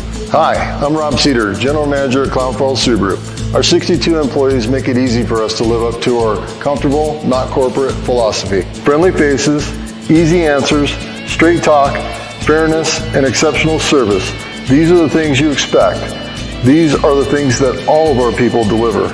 Our management team, sales pros, certified service and body shop techs, lot attendants, and detail experts are all 100% focused on you. Local people putting their friends and neighbors first. At Clown Falls Subaru, that's the only way we do business. It's comfortable, not corporate. Our team members also spend hundreds of hours each year supporting local charities and events through the Subaru Love Promise. That's the kind of people they are. We're very proud of them. They're your friends, they're your neighbors, they're glad to know you, and they want you to be glad to know them too. I'm Rob, and this is what makes us comfortable, not corporate. Keely Woodside now pitching for Phoenix. This is her third appearance of the season. She's sitting at an 8.17 ERA. She has struck out 2 and walked 5 in a total of 6 innings.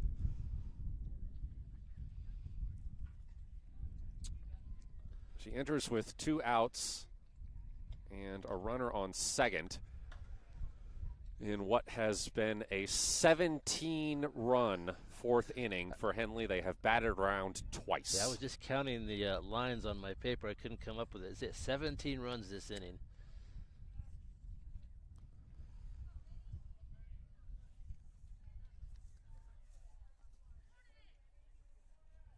And looks like we may have a new batter here. And it's going to be Alana Benson. We've seen Alana run the bases today. Now she'll get her first at bat.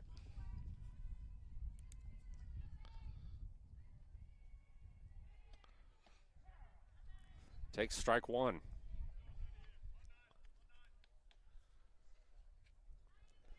We mentioned this is the most runs that Henley has scored since 2022. That season they had games of 30, 29, and 2 games of 24 runs. Wow.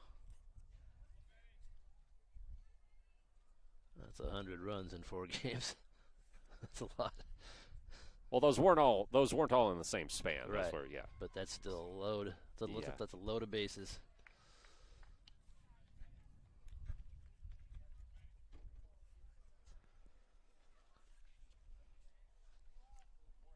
And, you know, talking to Coach Stock, he said he's not necessarily a fan of the 3-inning run rule. He thinks you should get to play 5 innings at least. Right. Well, his players have gotten a good 5, well, maybe a little more than 5 innings worth of at-bats. Yeah, that's true today. In this game.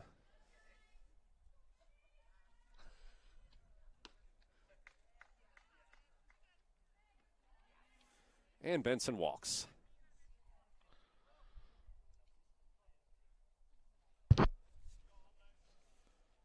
Brings up Liliana Segura. Segura with 2 doubles, 2 walks, and 3 RBI so far.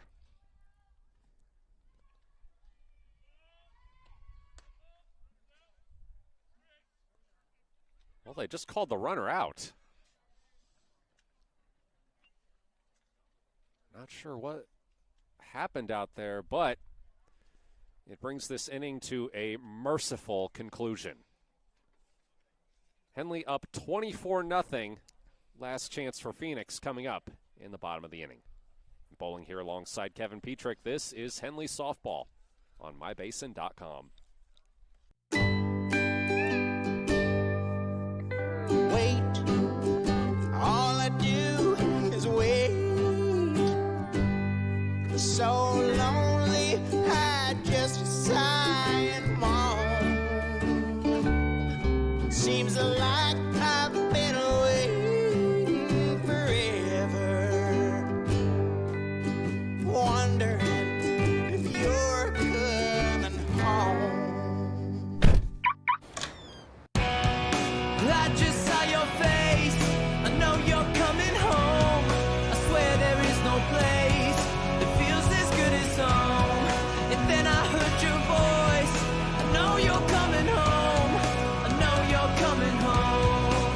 This is where unconditional love and immeasurable happiness reside.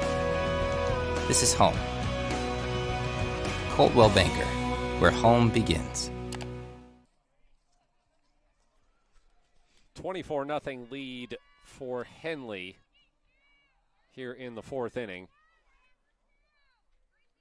And we're what we hope to be 3 quick outs away from a run rule.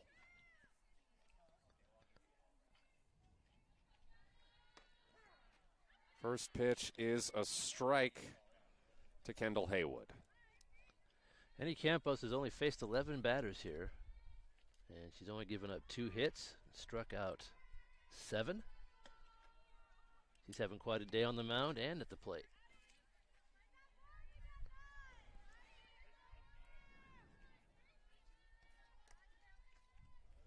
We'll see when they decide to start game 2. Usually it's about 20 minutes. But we are a little behind schedule, so maybe they'll decide to just go straight into it.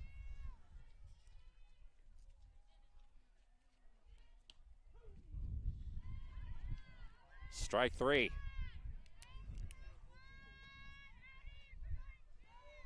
Another strikeout, that's number 8.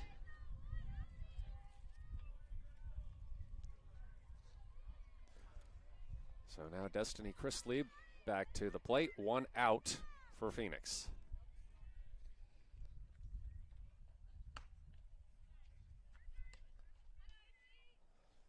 Takes ball 1.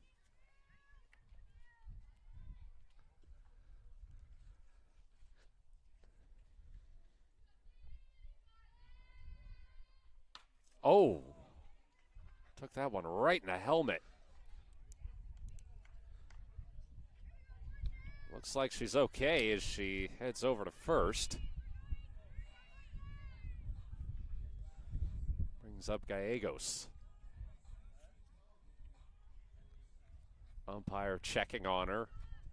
Gets a thumbs up.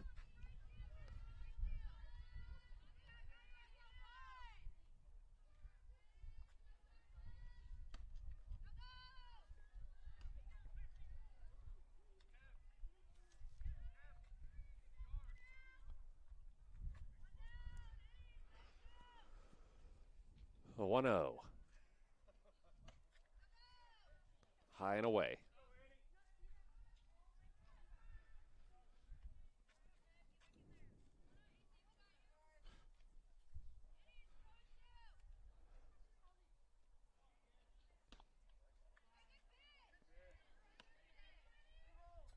It's 3-0.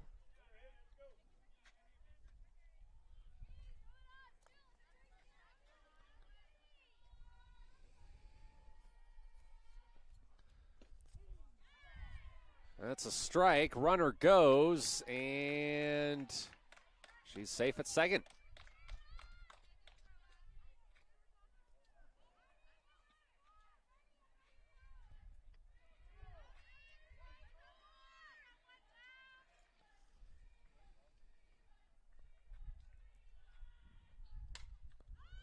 That one fouled past the Henley dugout. So full count for Gallegos.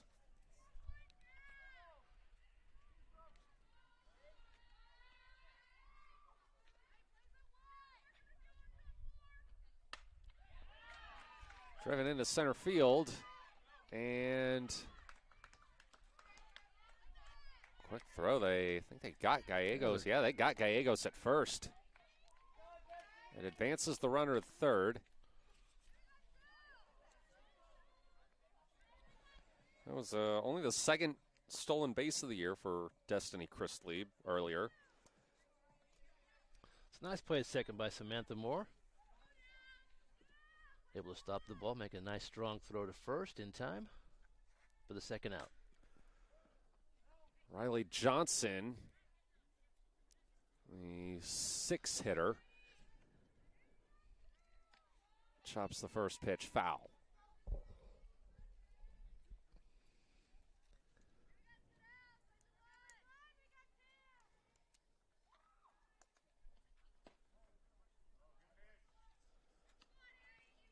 inside for a ball.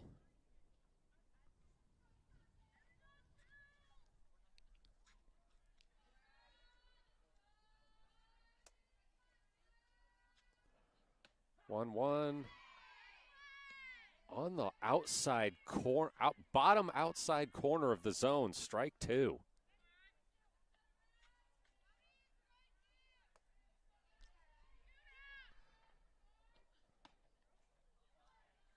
Up high for a ball. Just a little high.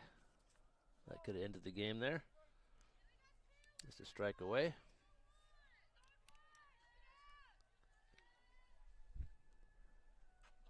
2-2. Again on the outside corner, strike three, and that will do it. Henley wins their Skyline Conference opener in dominant fashion, a 24-0 4-inning win. Campos' 9th strikeout to end the game. She only gave up 2 hits in 4 innings and no runs. And it looks like they've agreed to start the next game in about 20-25 minutes. We'll take a brief timeout, get you some statistical highlights from this first game when we come back. Matt Bowling here alongside Kevin Petrick. This is Henley Softball on mybasin.com. Threads. There are many threads that run through our region. There are churches and schools and little league teams that bring us together and bind us into communities. There are roads and cars. There are houses and jobs and businesses, all woven together to make the fabric of our communities. There are financial threads that are part of that tapestry as well. For over 80 years, it's been our pleasure to be headquartered here, providing financial services to generations of our friends and neighbors. From that first savings account, to retirement planning, and all of the cars and houses and groceries in between, we keep your money local, investing it back into our communities, adding more threads to the fabric to make our communities stronger. Pacific Crest Federal Credit Union. Find your path. Comfortable and not corporate. At Clown Falls Subaru, we built our business on that simple promise. Well, that and some of the best people you're ever going to meet. Hi, I'm Rob Cedar, General Manager at Clown Falls Subaru. Our 62 employees make it easy for us to live up to our comfortable, not corporate philosophy. Friendly faces, easy answers, straight talk, fairness, and exceptional service. These are the things you expect. These are the things that all of our people deliver. Our management team, sales pros, certified service and body shop techs, lot attendants, and detail experts are all 100% focused on you. Local people putting their friends and neighbors first. At Clown Falls Subaru, that's the only way we do business. It's comfortable, not corporate. Our team members also spend hundreds of hours each year supporting local charities and events through the Subaru Love Promise. That's the kind of people they are. We're very proud of them. They're your friends, they're your neighbors, they're glad to know you, and they want you to be glad to know them too. I'm Rob, and this is what makes us comfortable, not corporate. Henley scores their most runs since 2022 in their Skyline Conference opener and first leg of this doubleheader over Phoenix. A 4-inning, 1-run rule win, 24-0. Hornets scored 17 runs in the top of the 4th inning to get over the threshold. We've got some statistical highlights here from Kevin Petrick. Kevin, take it away. Well, Annie Campos had quite a first game. From the pitcher's circle, she was responsible for 9 of the 12 outs with 9 strikeouts. And from the plate, she reached base all 5 times. She went 4 for 4, had 5 RBIs. Anna Harper had 3 RBI as well. And so did Jillian Vickery. She hit a double also with 3 RBIs. And Lely Segura with a good game at the plate. She was 2 for 2 with 2 doubles and also 3 RBI. Yeah, just really not much to say about it. All around dominant performance from Henley. Certainly what you want to see as you're trying to extend your Skyline Conference championship streak to 11. All right, second game is going to start here probably in about 20 minutes. So we're going to pause this stream, take it offline for a second, and we will bring it back on when we're ready to go for the second game. So you can catch game 2. You can stay at this link to catch game 2, but we're going to take it offline for just a moment. About 20 minutes, I guess. All right, once again, final score in game 1, 24-0 Henley over Phoenix. Matt Bowling here alongside Kevin Petrick. You're watching Henley Softball on mybasin.com.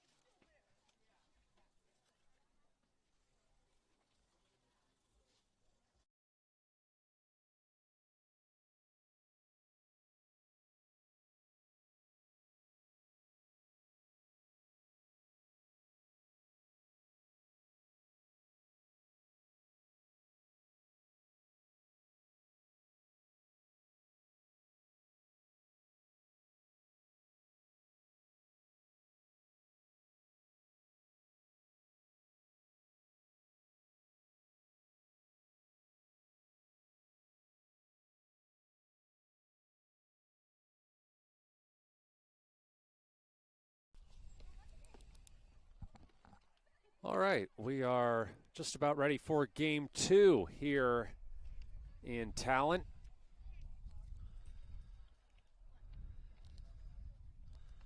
To those of you who are with us for Henley's 24-0 run rule win in game 1, welcome back. For those who are just joining us, welcome in. Matt Bowling here alongside Kevin Petrick. It is Skyline Conference opening day. Henley launching their pursuit of an 11th straight title.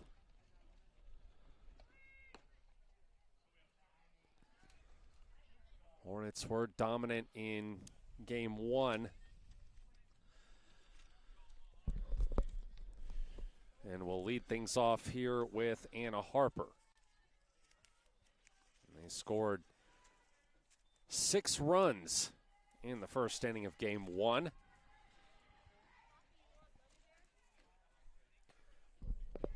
And Harper's going to try to keep things rolling here.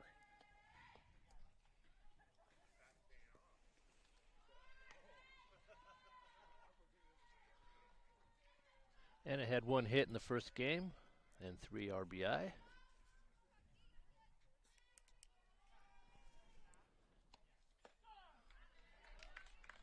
She watches first pitch go for a strike.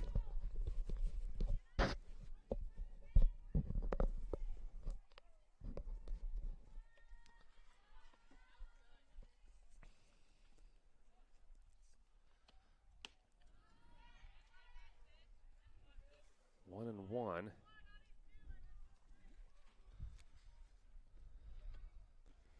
It's Keely Woodside getting the start for Phoenix here in game 2.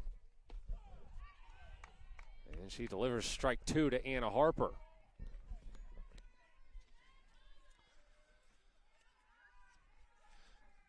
We saw Woodside pitch a bit in the first game. Yeah, she threw 1/3 of an inning, walked one.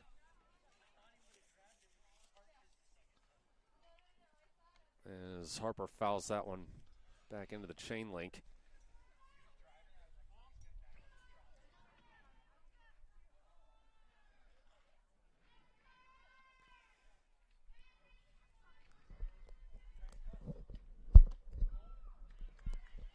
Full count for Anna Harper.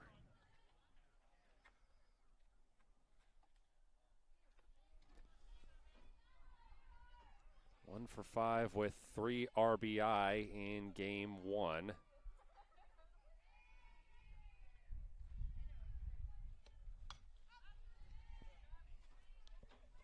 And she fouls that one back behind.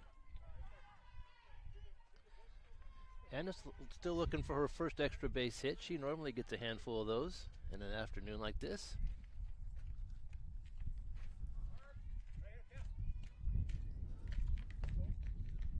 And she draws a walk.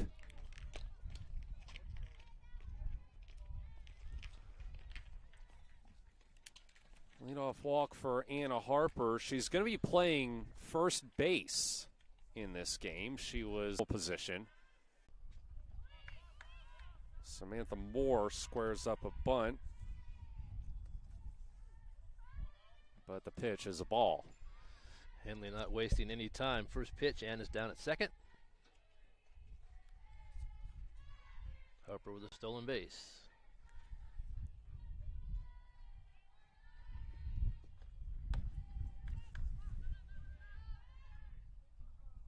Second pitch outside for a ball.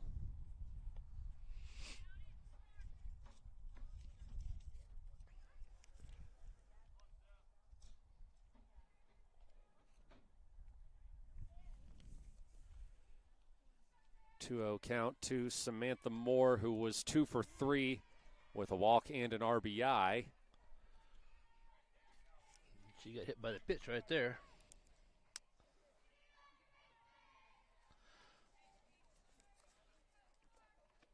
And she was also hit in game 1.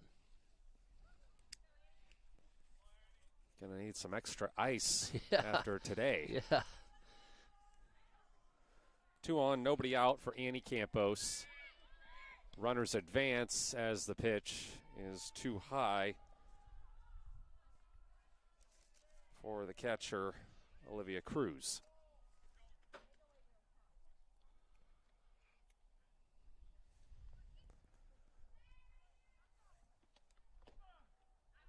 One-0 at the bottom of the zone, strike one.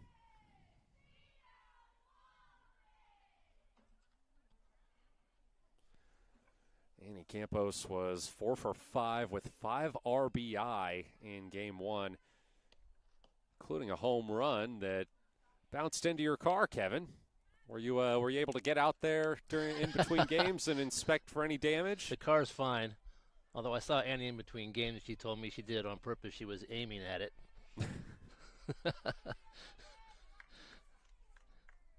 We'll see if she can hit it again here.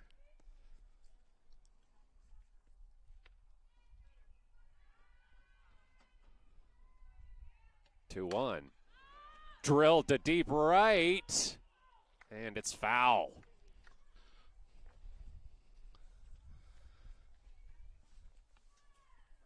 That one not quite deep enough to leave the yard, but definitely would have been for extra bases had it stayed fair.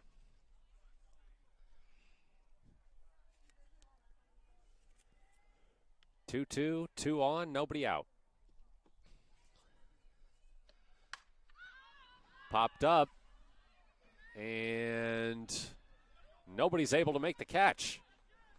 Dropped right in between a couple players, and it's going to be a triple, 2 RBI triple for Annie Campos.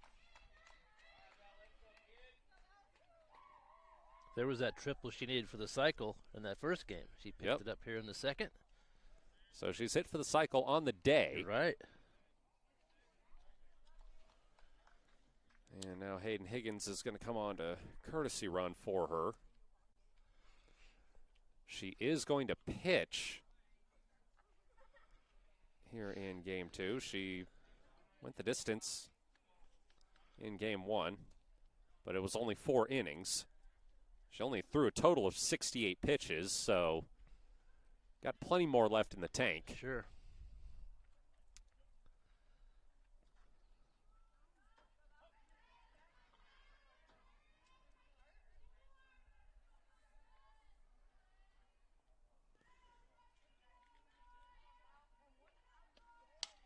Belle Birch sends that one right to third. They'll get her at first, but it's an RBI.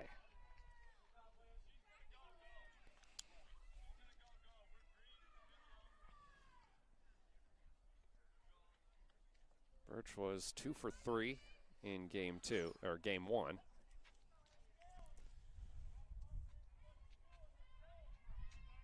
And brings up Leilani Segura. 2 for 2 with 3 RBI, walked twice, and is aboard with a single. She's having a good day at the plate. Well, she's going to go 2. Yeah. I guess a bit too slow with the throw was Phoenix, so she took advantage of it. Yeah, that was some good base running. She noticed that players were out of position. And got the ball into the infield, and she went for second.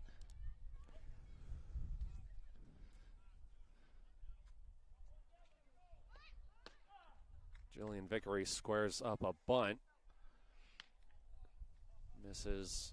It's a strike. Vickery was 1 for 4 with 4 RBI in the first game.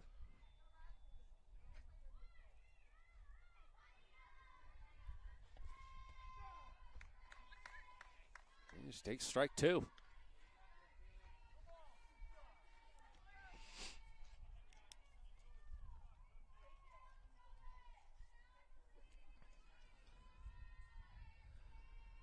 Should be 3-0, shouldn't it?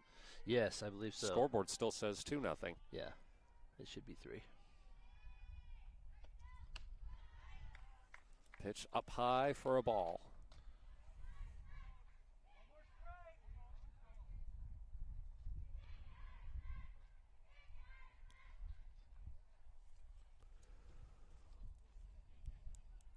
One, 2 to Vickery.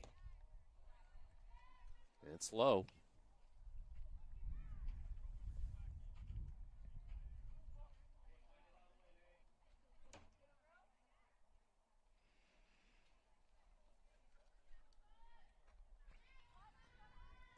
Two. Swung on up high, strike 3. I think that would have been a ball.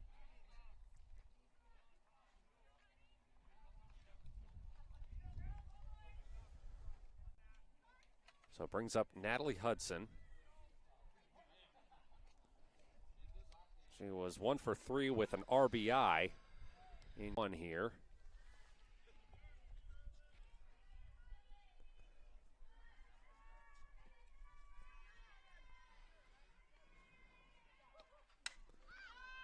Pops that one up. It's going to come down in center field, and it's caught.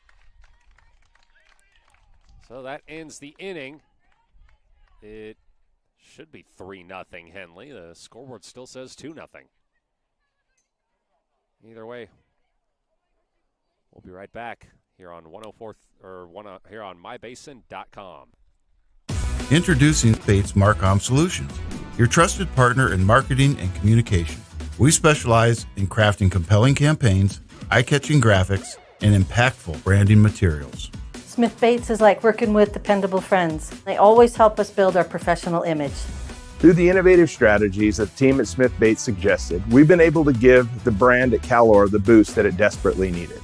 Unlock your potential with Smith Bates Marcom Solutions. 3-0 lead for Henley as Phoenix gets ready to come to bat for the first time.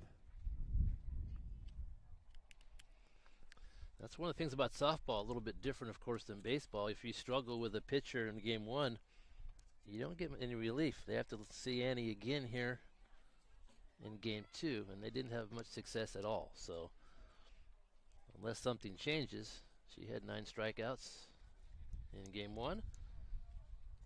We probably look for a similar performance here in Game 2. Yeah, we mentioned she only threw 68 pitches in that 4-inning run rule Game 1. Only gave up 2 hits, struck out 9.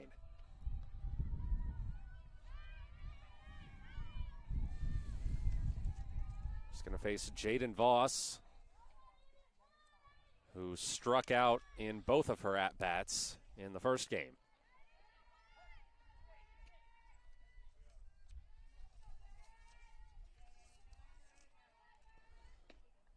Swings and misses at the first pitch.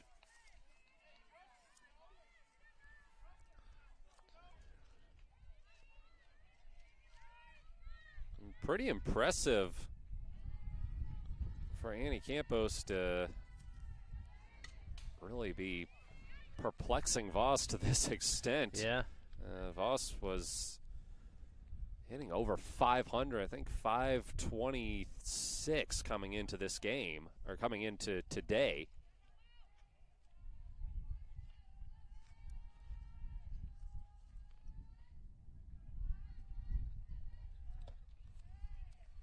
That one almost at her feet for a ball.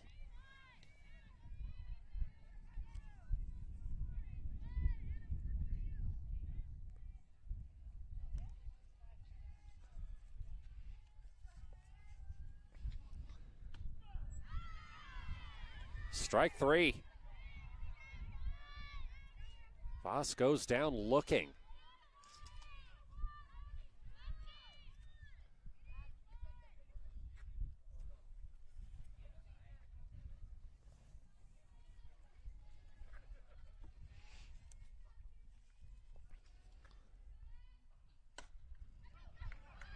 First pitch swung on and hit pretty weakly towards second, and they get Woodside out at first.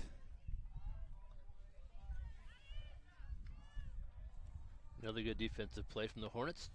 You have to charge that ball if you want to get the throw in time, and that was well done.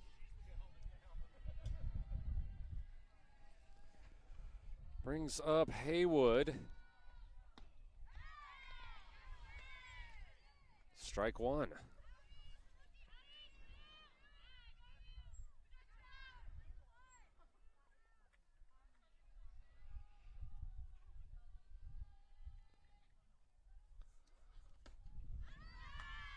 Swung on a miss, strike 2.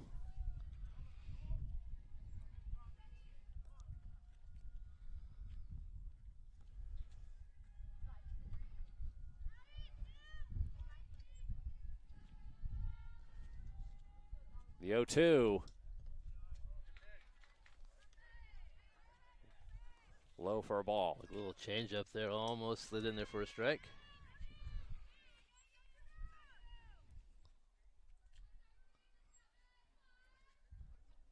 One, two. Inside. Well, that was also close.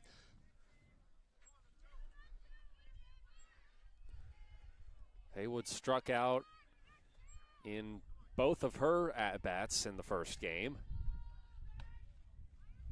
And now she's got a full count.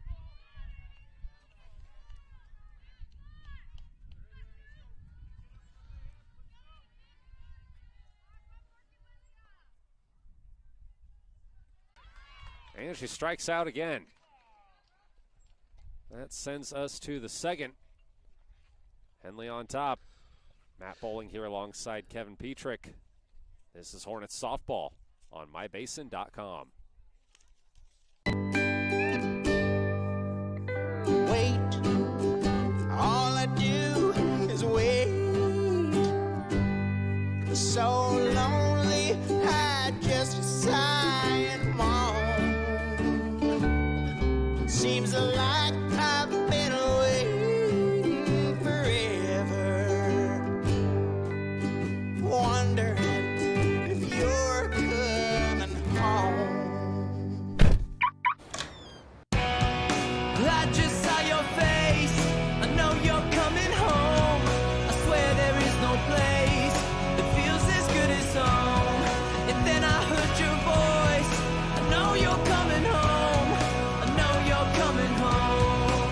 This is where unconditional love and immeasurable happiness reside. This is home. Coldwell Banker, where home begins.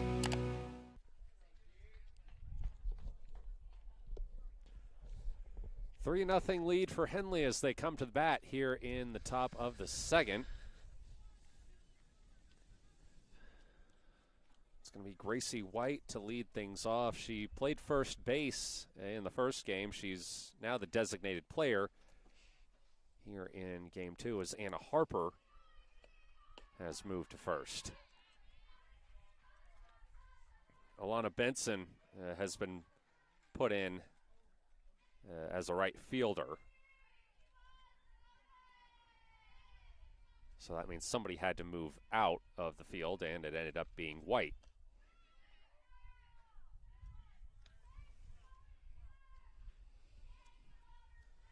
She's got a 1-1 count.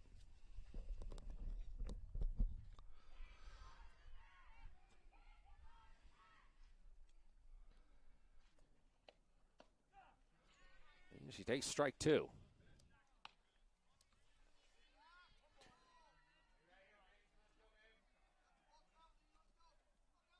White was 2 for 2 with an RBI in the first game. She also walked twice. Low and outside, ball two.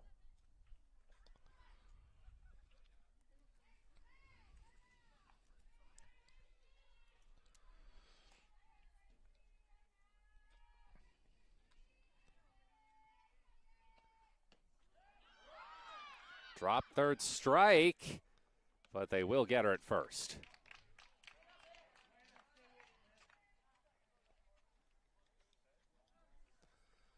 That's 2 strikeouts for Woodside. And it brings up Susie Nichols. She played right field in game one, has moved to center here for game two. At the plate, she was 0 for 2.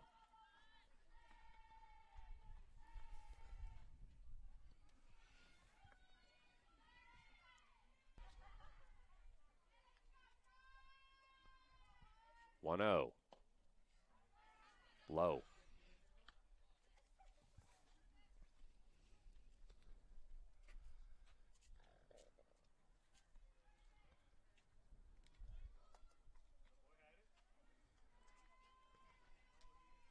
2-0. Chopped foul toward first base.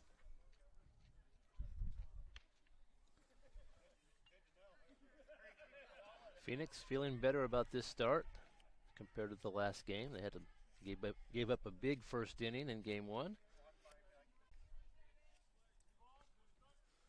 Hornet hitters only with 1 strikeout in that first game, the entire game, and they have 2 already here in game 2. 3-1 to Nichols, and she walks.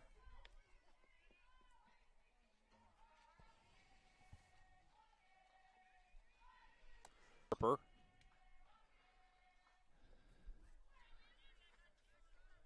Anna walked back in the first.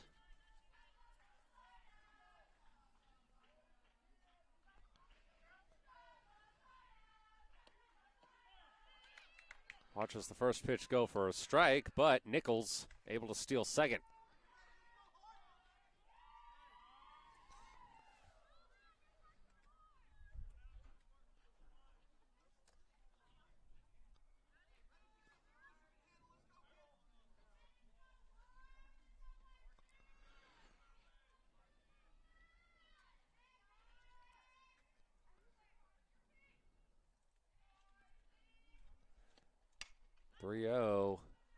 Or 3-0 lead for Henley as the 1-0-1 is fouled behind.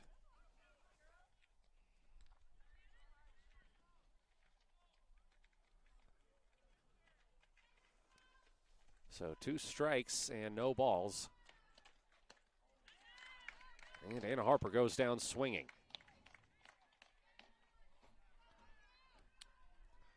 That's Woodside's third strikeout. Able to get the ball past a few hitters here in this game.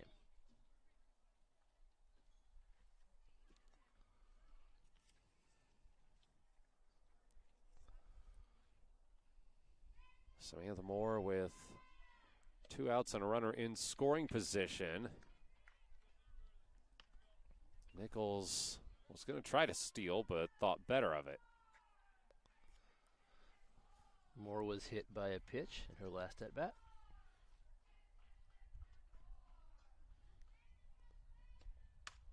Moore drills it towards center field, and it's going to get down. That'll be an RBI for Samantha Moore. It's 4-0 Henley. And a double it is for Moore. Good piece of hitting right there. Straight away center field.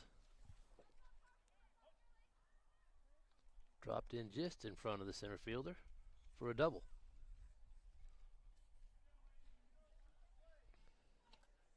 Annie Campos takes ball 1.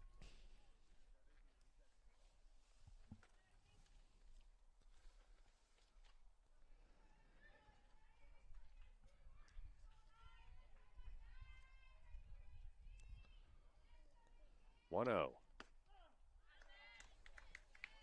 Finds the zone. It's 1-1.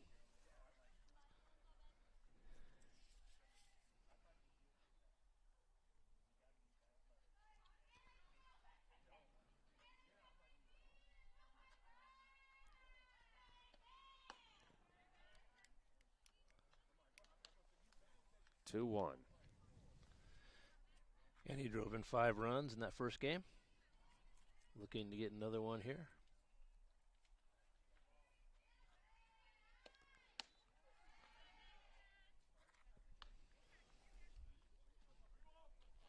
Three 1 count for Annie Campos. Samantha Moore on second. Henley up 4-0 with 2 outs in the top of the second inning.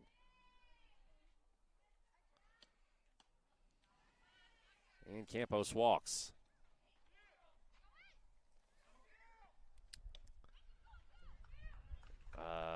Well, that turned into both runners advancing.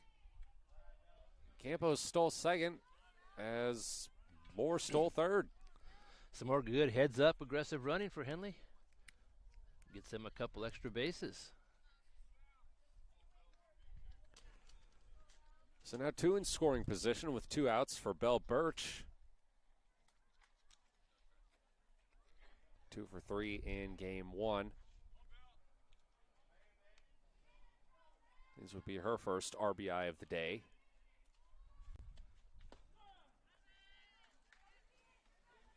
Takes strike 1.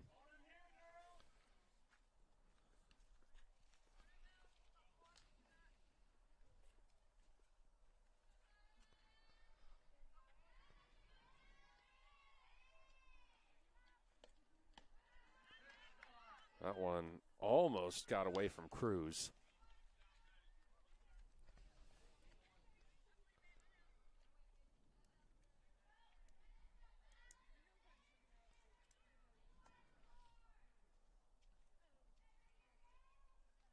One 1.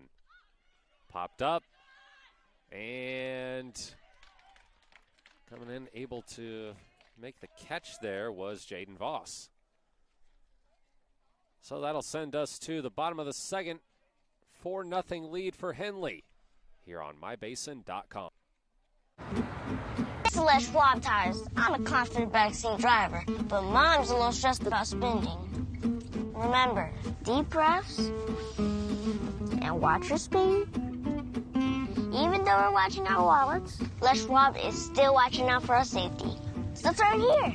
During the Les Schwab Founders Celebration Sale, save up to $150 instantly on select sets of 4 tires. Les Schwab tires, doing the right thing since 1952. Annie Campos back to the circle for Henley here in the bottom of the second with her team up 4-0 in game 2 of this Skyline Conference opening doubleheader for Henley.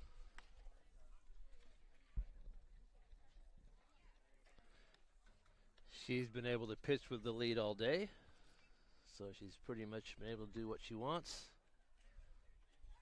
It's a lot of strikeouts. 9 in game 1, 2 already here in game 2.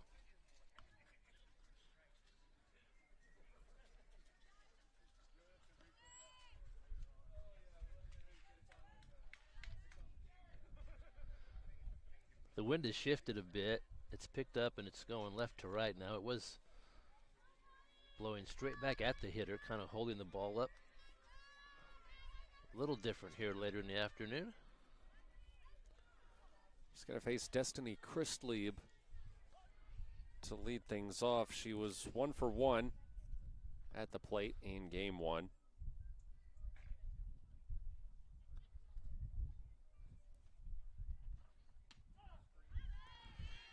She watches strike 1 go by.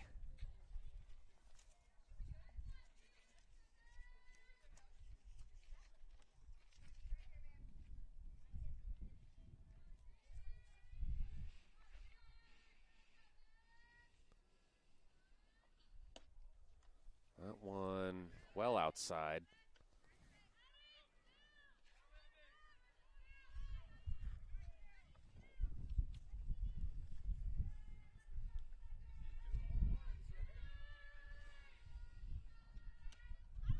Swing and miss, strike 2.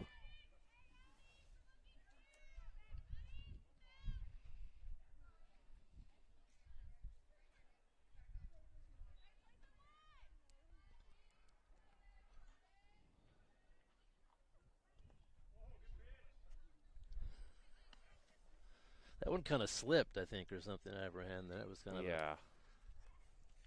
didn't come out quite right.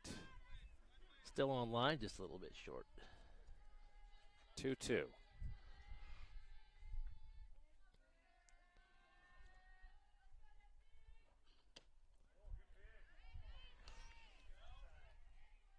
Low and away. Full count for Christlieb.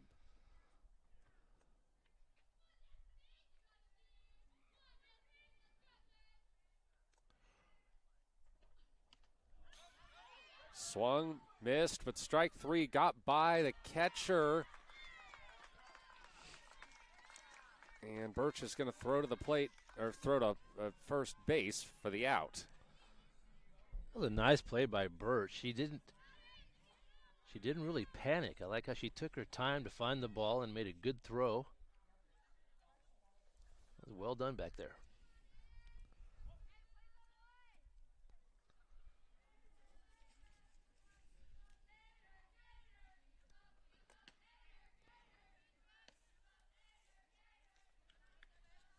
First pitch to Gallegos is a ball.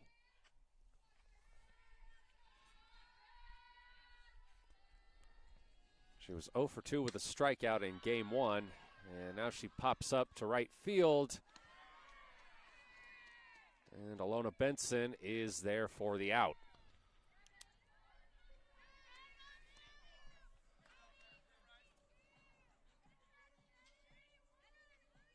It's a good put out for Alana out there.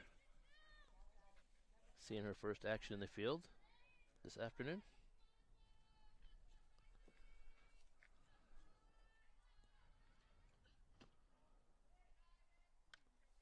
First pitch to Johnson is low for a ball.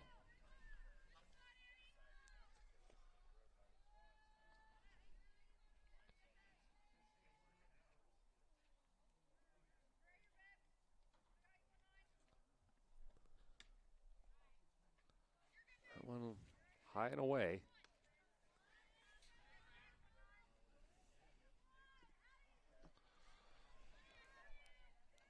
2-0 count for Riley Johnson. She struck out in both of her at-bats in the first game, and now she swings and misses that one.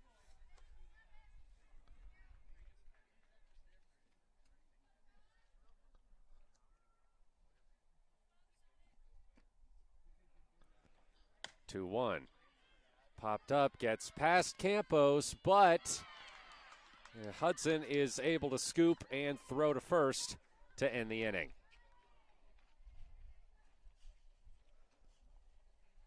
4-0 Henley as we head to the third. Matt Bowling here alongside Kevin Petrick. You're watching Hornets softball on mybasin.com. Wait, all I do is wait. So lonely, I just sigh and moan. Seems like I've been waiting forever, wondering if you're coming home. I just saw your face, I know you're coming home. I swear there is no place that feels as good as home. And then I heard your voice, I know you're coming home. I know you're coming home. This is where unconditional love and immeasurable happiness reside. This is home. Coltwell Banker, where home begins. Keeley Woodside back to the circle for Phoenix as they trail 4-0 with Henley coming to bat in the top of the third.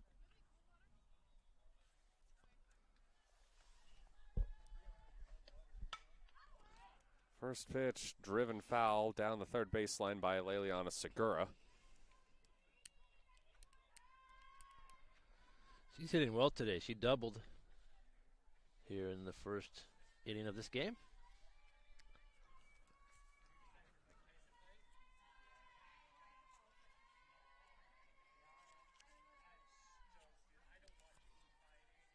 Oh, 1. Popped up to shallow center. And there to make the catch is Gallegos.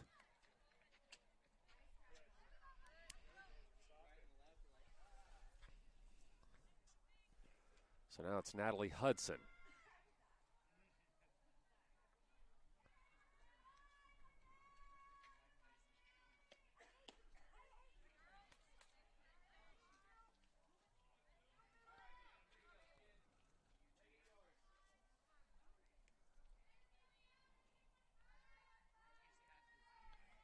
I know it's actually Jillian Vickery. I was looking at the wrong lineup card. They actually switched those two hitters, didn't they? They did. For yes. Game 2. Yeah. So Hudson hit 6th in the first game. Vickery 7th, and they've swapped it here in Game 2. That's right. That's the only change to the batting order. They made some more changes in the field.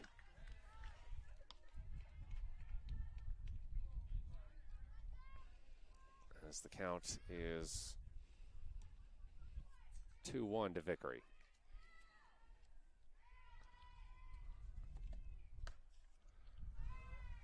Outside ball 3.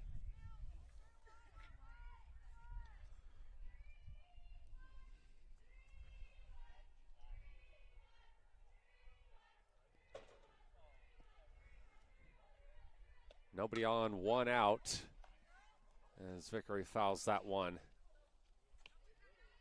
way back past the Phoenix dugout. It's a full count for Vickery.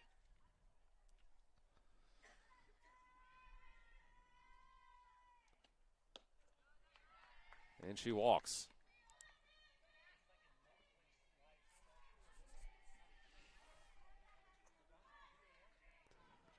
So now it's Natalie Hudson.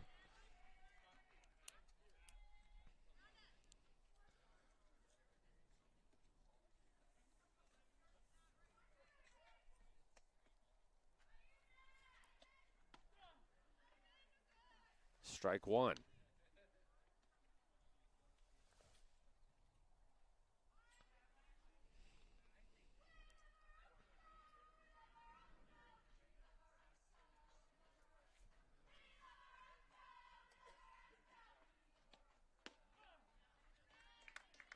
Strike 2.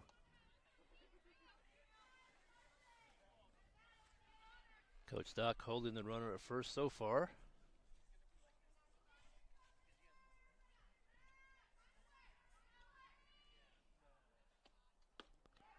0-2, strike three, swinging.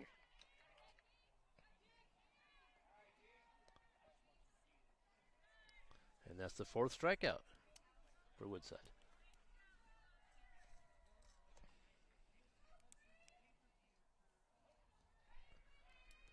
Brings up Gracie White. As we mentioned, designated player for this game. Sends it to first, and they're unable to field it cleanly, so everybody's safe.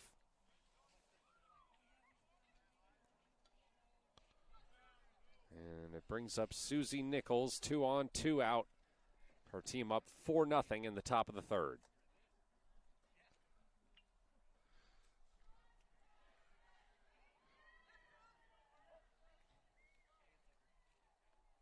Nichols walked back in the second in her first at bat. First pitch is a ball.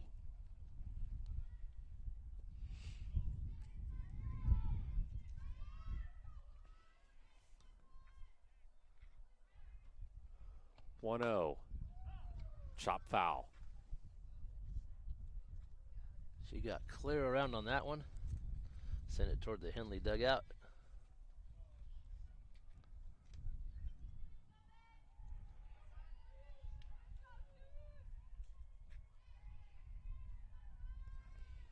The 1-1. Low and outside.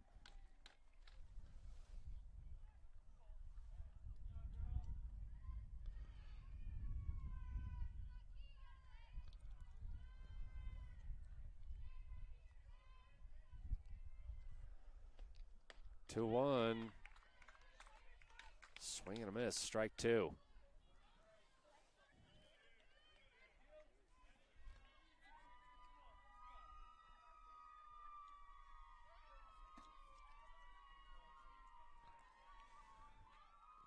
Two. Popped foul. Into the tree. Into the tree. The tree and the bushes get a lot of action today. Haven't had one get stuck up there yet. No, not yet.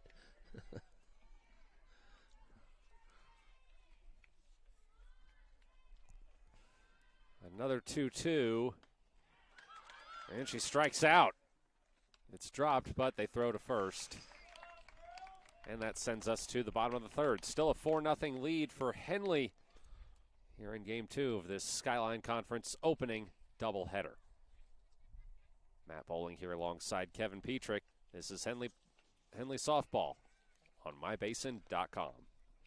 Sports was kind of what defined me as a person. I loved to play every sport I could possibly play. The Abbeys was really the family stomping ground for all of our community. Saturday afternoon soccer tournaments, we'd head over to Abbeys afterwards. And then when we got up into middle school, on our way home, we'd stop at Abbeys after basketball games. When I go home, I want to see two things when I drive through Winston. I want to see my Abbeys, and I want to see my high school. And those are the two memories that stick out the most to me.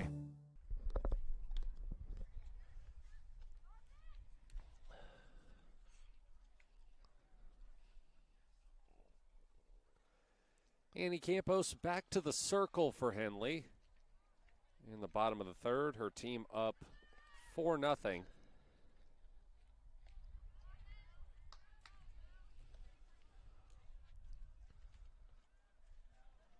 She also pitched Game 1, struck out 9.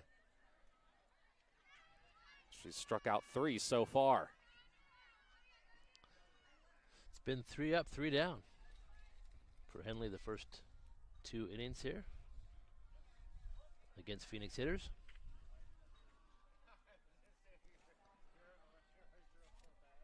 Violet Harper watches ball 1 go by.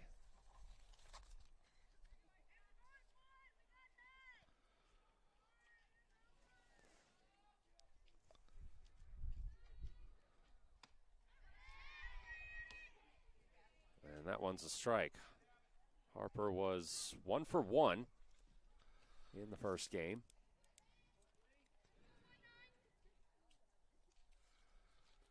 She got one of those 2 hits.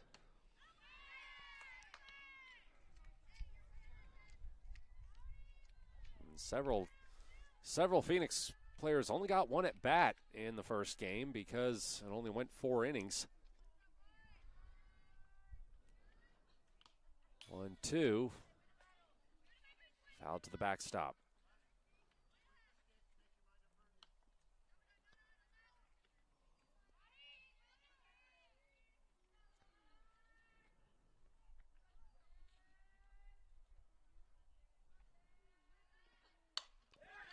That one driven into left field.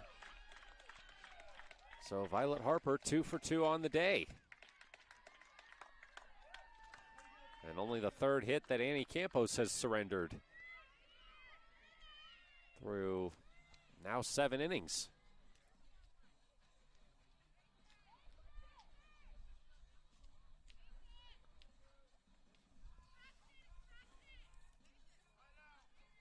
Brings up Olivia Cruz.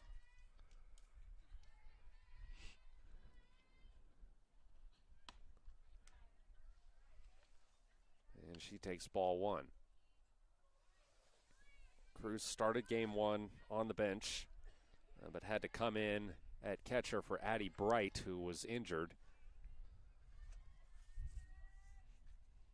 And that's where she is now here in game 2.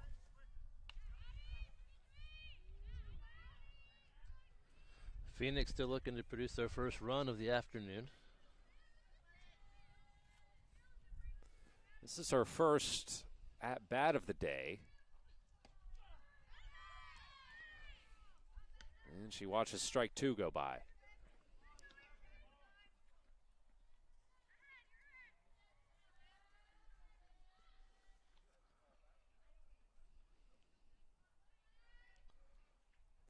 One, two. Into the dirt. It's a good stop there by the catcher, Birch. Keeping that runner at first.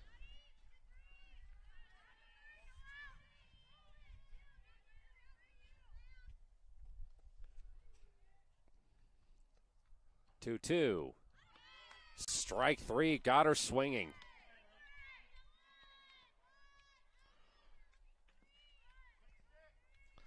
Strikeout number 4 for Campos here in game 2.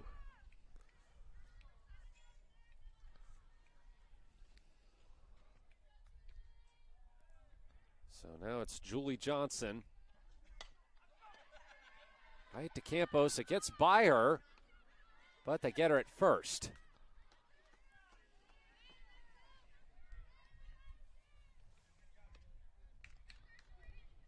Runner does advance.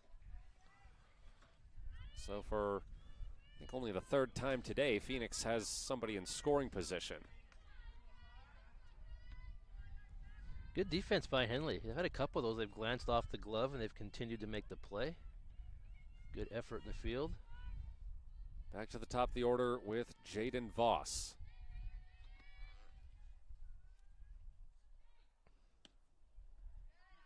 Takes the first pitch outside.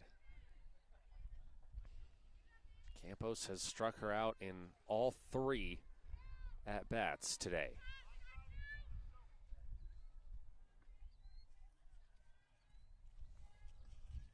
One-oh. Foul.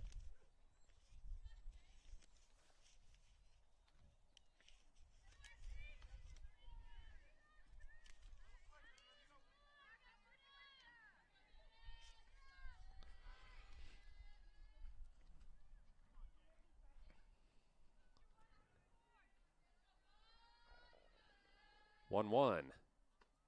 Up high. Changeup. It's fun to watch that changeup just kind of slowly make its way over. Good pitch there.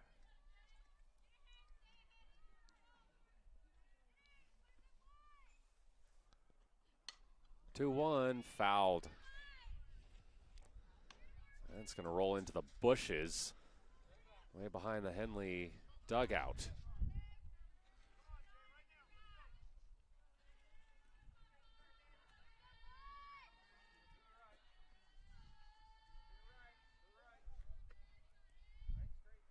Two. Strike 3. Inning over.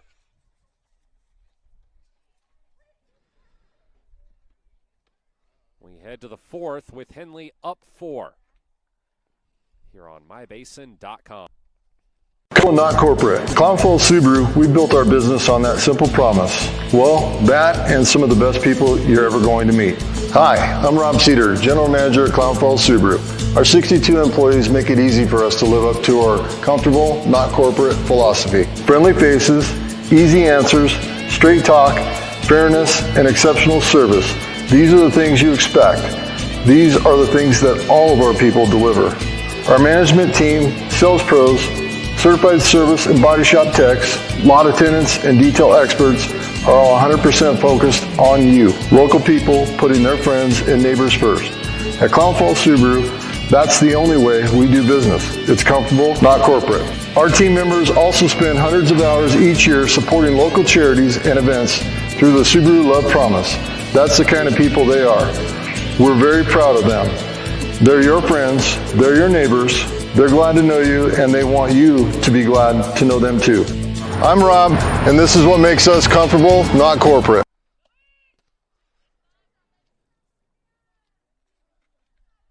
Henley up 4-0 as they come to bat here in the top of the fourth.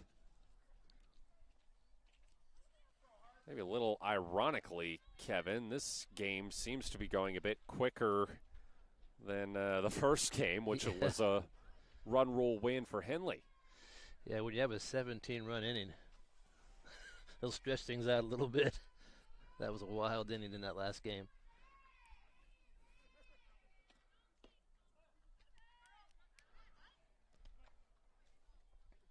Harper with a strikeout and a walk here in game 2.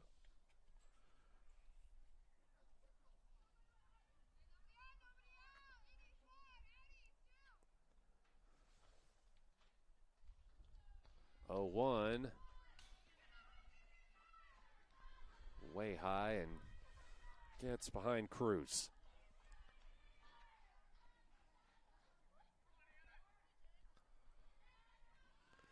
Henley scored 3 runs in the first, 1 in the second, none in the third. As Harper drills that one to right, where it's caught for the out.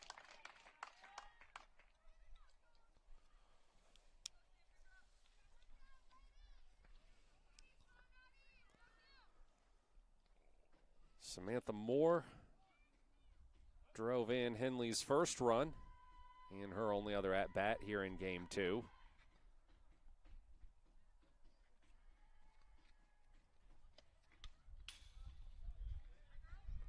Fouls that one off. She had a double back in the second inning.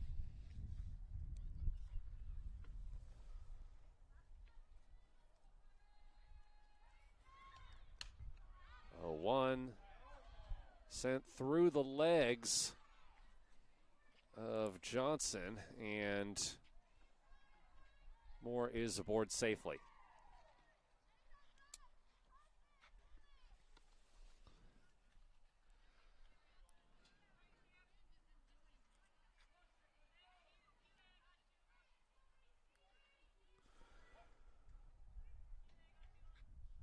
Annie Campos had a 2 RBI triple in her first at-bat this game. And she fouls the first pitch off.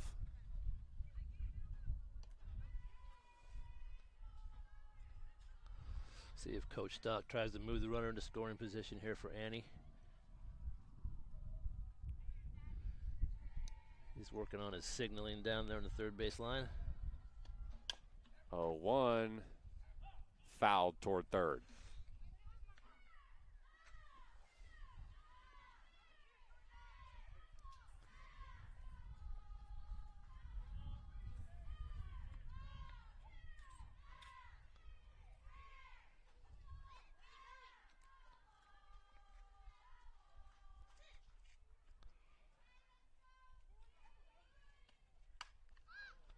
Popped up.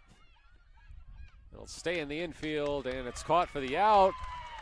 And they get Moore coming back to first. So a double play for Phoenix ends the inning for Henley. Maybe the best play they've made all day in the field. Still 4-0 Hornets here on mybasin.com. Introducing Smith Bates Marcom Solutions, your trusted partner in marketing and communication. We specialize in crafting compelling campaigns, eye-catching graphics, and impactful branding materials. Smith Bates is like working with dependable friends. They always help us build our professional image. Through the innovative strategies that the team at Smith Bates suggested, we've been able to give the brand at Calor the boost that it desperately needed. Unlock your potential with Smith Bates Marcom Solutions. I always forget.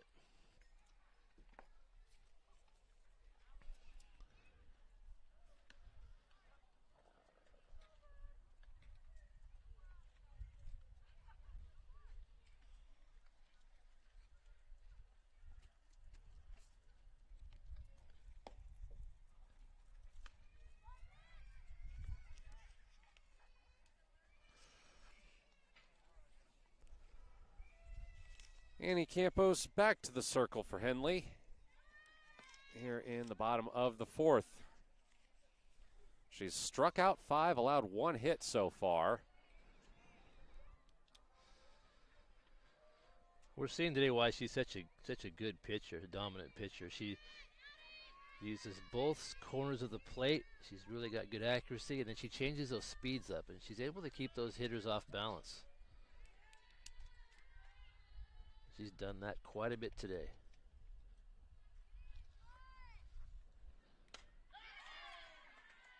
First pitch swung, hit right to second. And Johnson is quickly put out. He'll take that as a pitcher every time. One pitch, 1 out. Sure.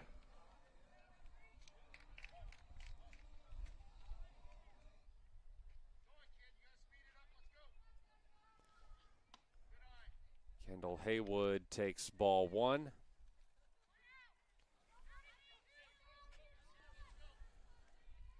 She struck out in her first at-bat this game. Swings and misses at that one.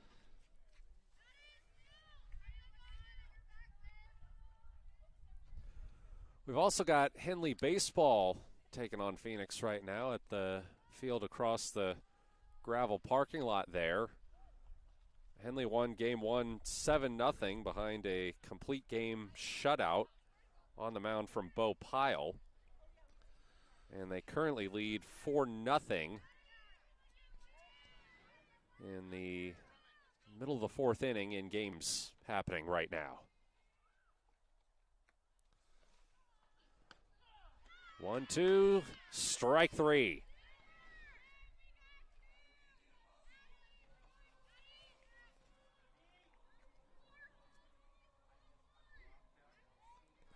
Josh Eldridge has the call of the baseball game on mybasin.com and on 104.3 and 960 Sports.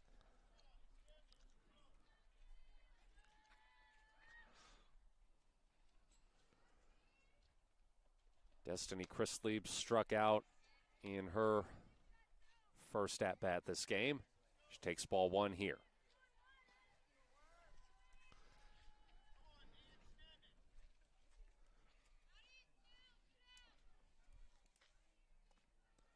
One 0. That's low.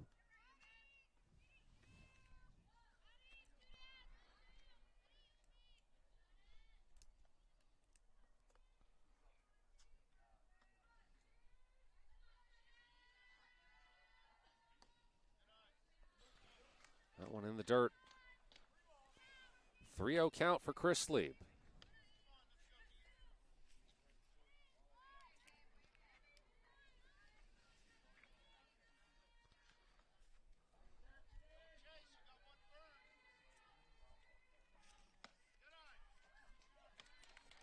And a 4-pitch walk for Christlieb.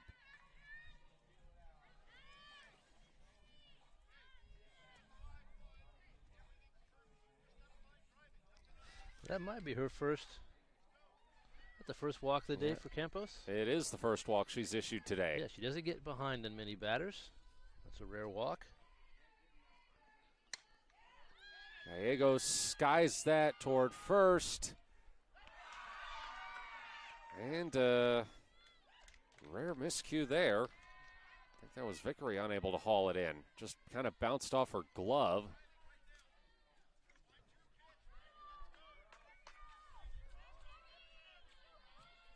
Chrisley only advances to second. So now Henley's going to huddle up.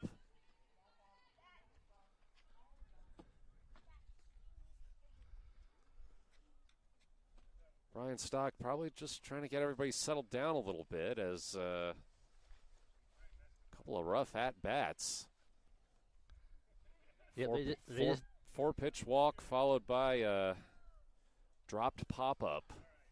That's definitely not what we've seen at all from Henley today. Yeah, it's a rare miscue. I think that he's probably telling them that they just need one out to get out of the inning. So make the play at the easy base or maybe get a strikeout here and you're out of the inning. No harm.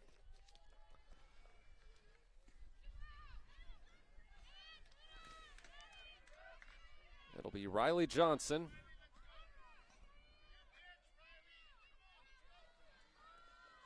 Oh for 1 here in game 2. She's got 2 on with 2 out and her team down 4 here in the bottom of the 4th.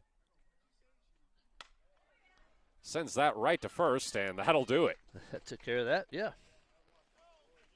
Henley 4, Phoenix nothing as we head to the 5th here in Talent. Matt Bowling here alongside Kevin Petrick. This is Henley Softball on mybasin.com. Thread. There are many threads that run through our region.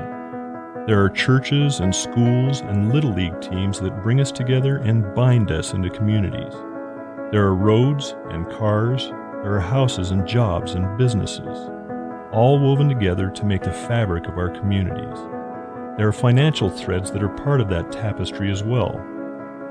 For over 80 years, it's been our pleasure to be headquartered here, providing financial services to generations of our friends and neighbors. From that first savings account, to retirement planning, and all of the cars and houses and groceries in between, we keep your money local, investing it back into our communities, adding more threads to the fabric to make our communities stronger. Pacific Crest Federal Credit Union. Find your path.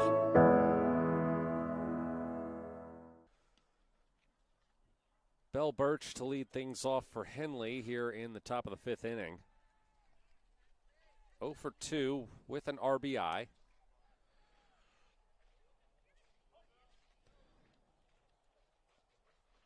Had that sacrifice fly in the 2nd inning. Now she drives one into left center field. And I think that's, no, they're going to hold her at first.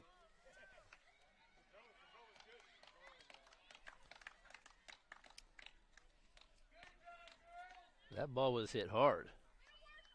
Right into left center. It's a good base hit.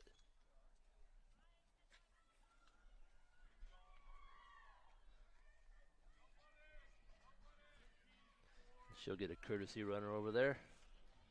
And it's going to be Ashlyn Chernowski.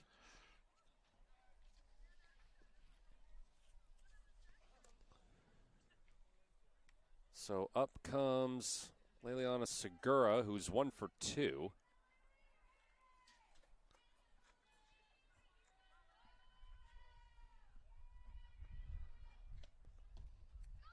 Chernowski steals second.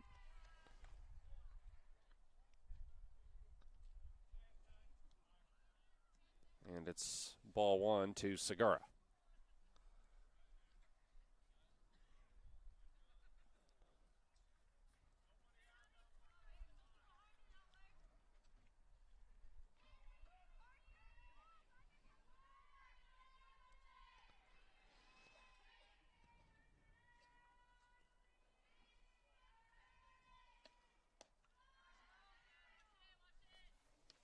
Two-0 the count.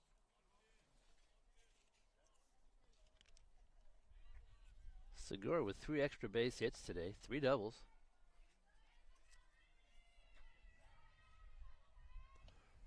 2-0. Popped into right field. And they get the out.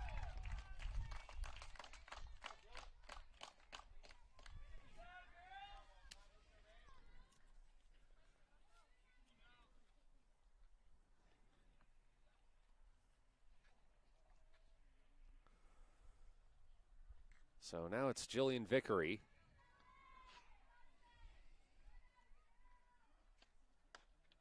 Swings and misses at the first pitch.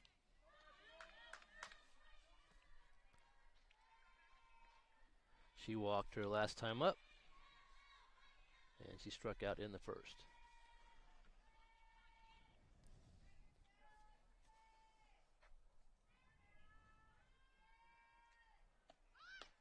Vickery tries a bunt, but it's a strike.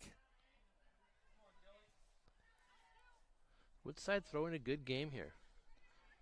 When your team gives up 24 runs in the first game, it could be a little disheartening, but Phoenix has come out playing a good game too. Competitive here, just 4-0.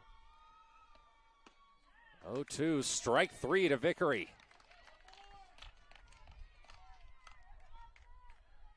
That's the 6th strikeout for Woodside. Yeah, she's throwing a good game.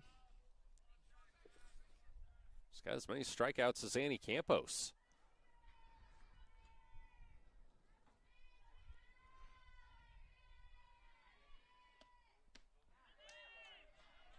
Strike 1 to Natalie Hudson. She's already struck out once in game 2. She's 0 for 2 at the plate.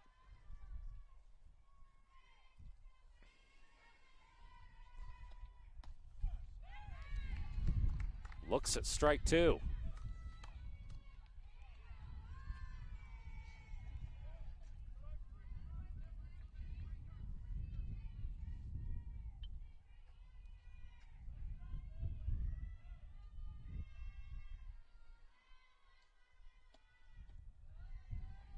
That one low.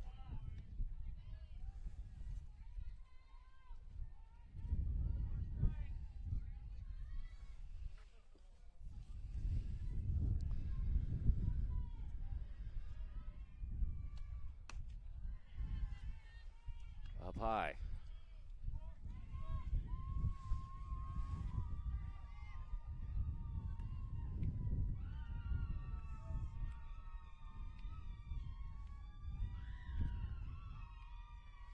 Two. Strike 3. It's dropped, but they get her at first. So that sends us to the bottom of the 5th. Henley still up 4-0. You're watching Henley softball on mybasin.com. Comfortable and not corporate. At Clown Falls Subaru, we built our business on that simple promise. Well, that and some of the best people you're ever going to meet. Hi, I'm Rob Cedar, General Manager at Clown Falls Subaru. Our 62 employees make it easy for us to live up to our comfortable, not corporate philosophy. Friendly faces, easy answers, straight talk, fairness, and exceptional service. These are the things you expect. These are the things that all of our people deliver. Our management team, sales pros, certified service and body shop techs, lot attendants, and detail experts are all 100% focused on you. Local people putting their friends and neighbors first. At Clown Falls Subaru, that's the only way we do business. It's comfortable, not corporate. Our team members also spend hundreds of hours each year supporting local charities and events through the Subaru Love Promise. That's the kind of people they are. We're very proud of them. They're your friends, they're your neighbors, they're glad to know you, and they want you to be glad to know them too. I'm Rob, and this is what makes us comfortable, not corporate.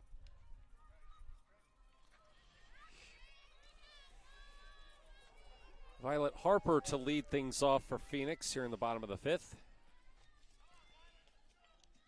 Nobody's scored since the top of the 2nd. Henley had 1 run in that frame.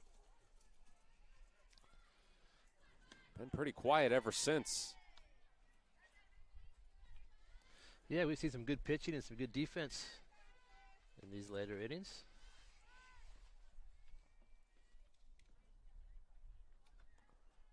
Harper takes strike 1. She's got Phoenix's only hit here in game 2.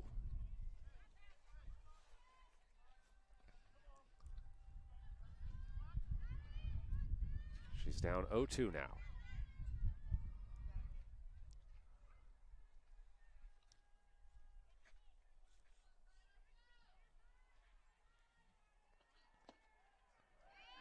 Takes that one inside for ball 1.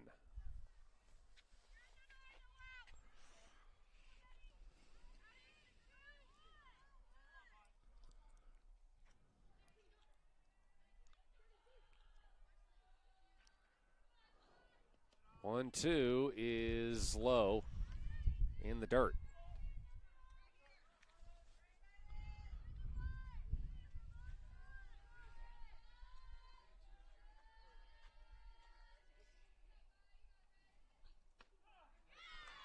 Strike 3, got her looking.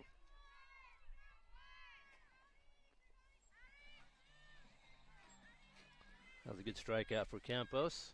Harper kind of had her number today a little bit. A couple of hits. The 7th strikeout of this game for Annie. Brings up Julie Johnson. Or no, Olivia Cruz, actually.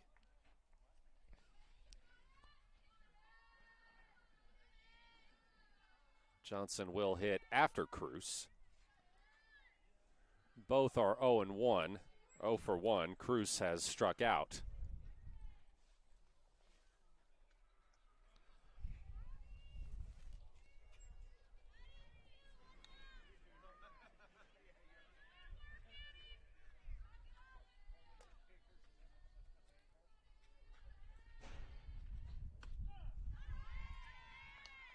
One and one, 1 and 2.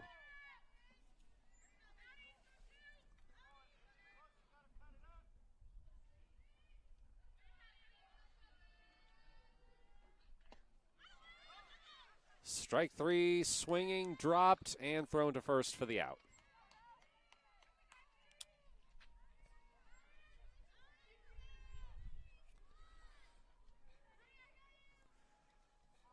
So now it's Julie Johnson.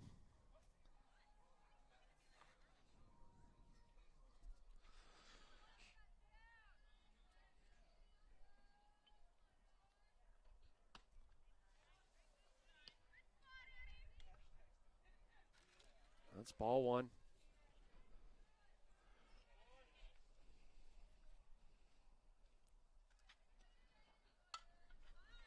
Popped foul.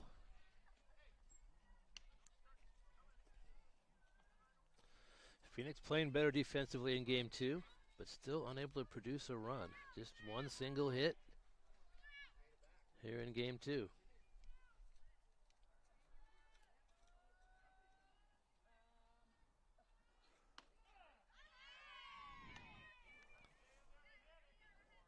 One, two.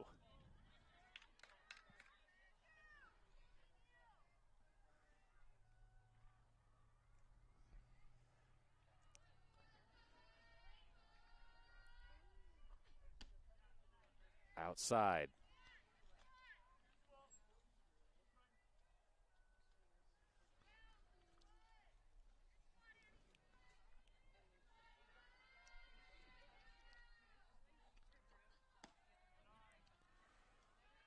That one's low. The count is full.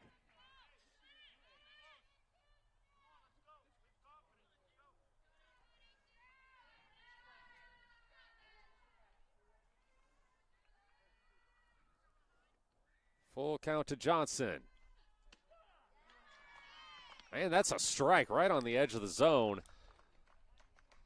Thought that might have been ball 4, but Annie Campos strikes out the side here in the 5th inning. We go to the 6th. Henley's still up 4-0.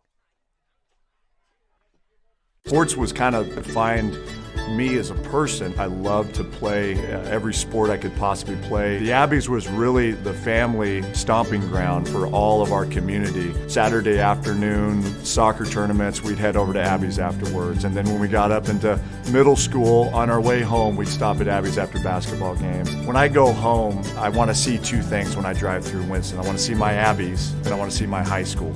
And those are the 2 memories that stick out the most to me.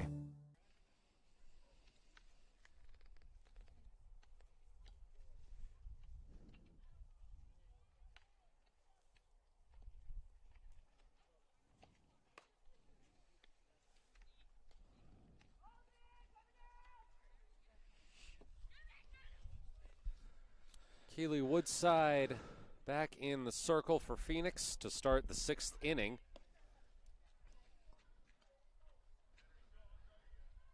Through 4, she's struck out 7, walked 4 with 3 earned runs. Yeah, Henley was able to sprinkle in a few hits early in the game, but these last 2 or 3 innings, Phoenix has shut out the Hornets.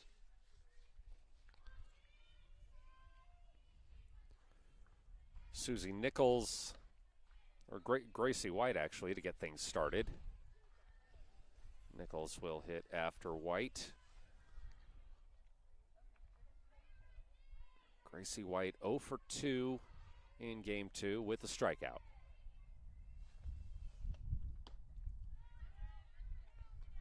She's up 2-0 in the count now.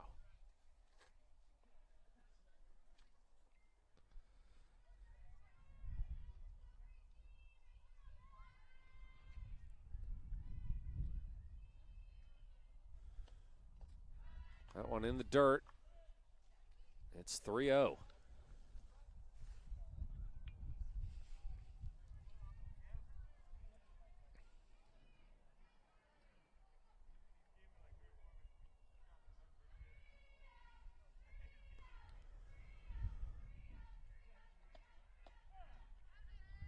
And that's a strike. Update from the baseball field. Henley up 6-0 in the top of the 5th.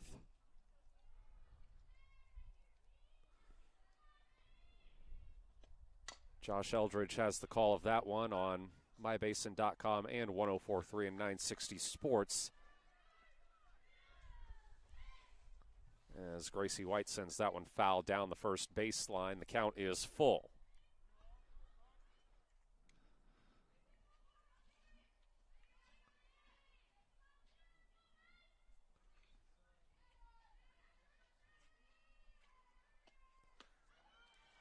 And White walks.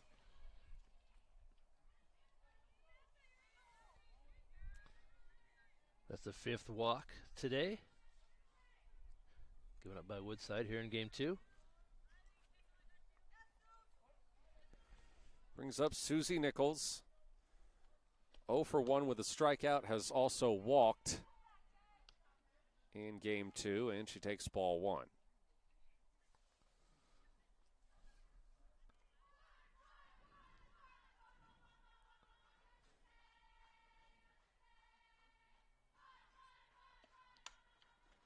Bunt. Unable to field it cleanly is Woodside, and everybody's safe. That was almost right to Woodside, but it just glanced off her glove. Fortunate bounce for Nichols. And it'll give Harper 2 runners on with nobody out. Yeah, this is the best start to an inning Henley's had.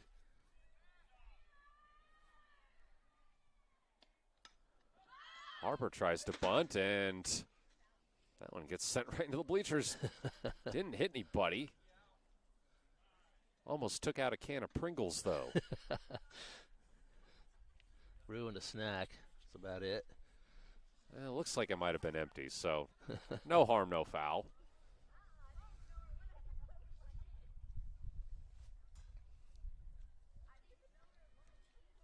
Phoenix huddling up. Yeah, this is a crucial spot here. You don't want to play from behind any more than you have to with a 4-run lead. Henley here, they could add a few more with a couple of hits.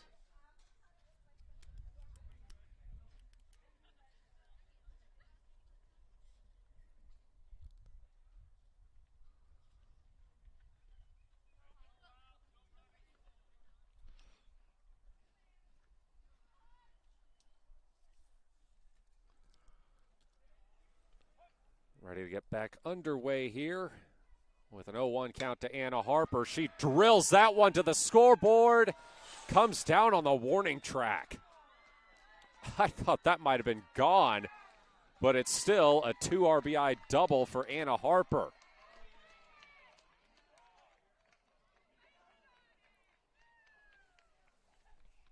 That's what we're used to seeing from her. Just hard hit ball just on a rope. Hit the fence out in left center. And Henley gets a couple of runs.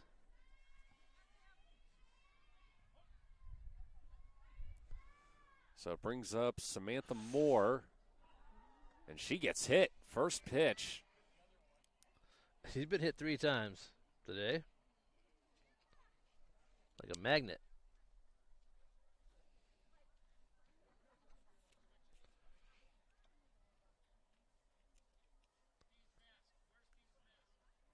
And they're going to make a pitching change, it looks like.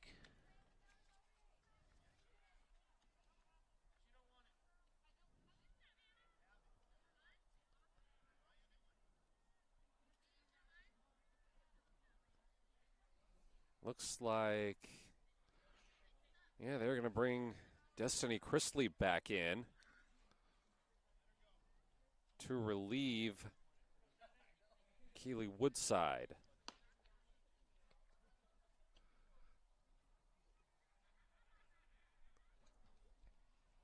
So Woodside exits.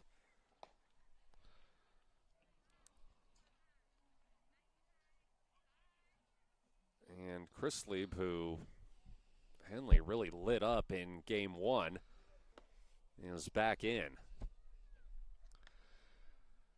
Well, with 2 on and nobody out, and Annie Campos coming to the plate, the coach wanted to shake it up a little bit. So we'll see if it pays off. Annie having a big day, pitching and hitting.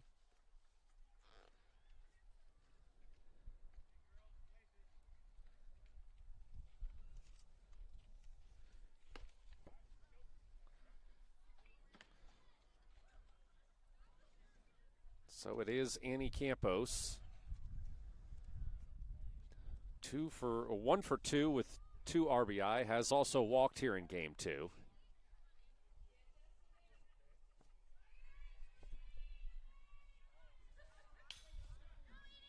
The bunt glances foul.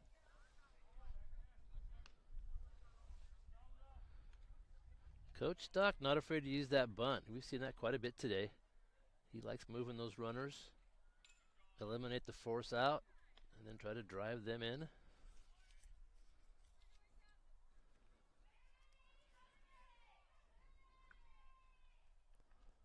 Oh, 1 is sent well high and into the chain link. Both runners will just trot to the next base.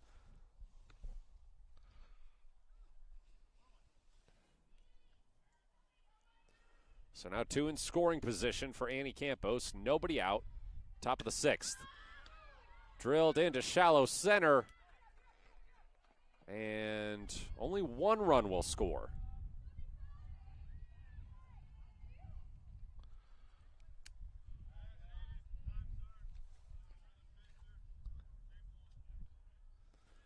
So we'll have Hayden Higgins come on to courtesy run for Annie Campos.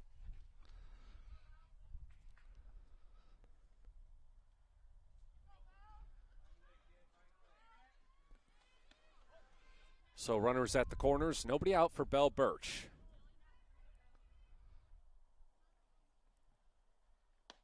One for 3 with an RBI here in game 2 as Higgins steals second fairly easily.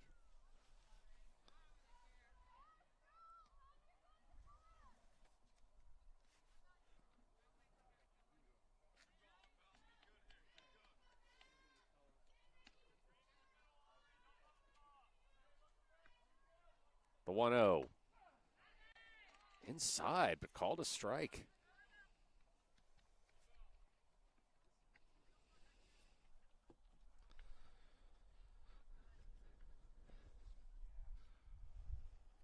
One and one for Birch. That was a good pitch.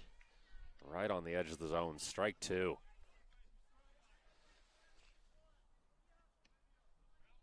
One ball and 2 strikes for Birch.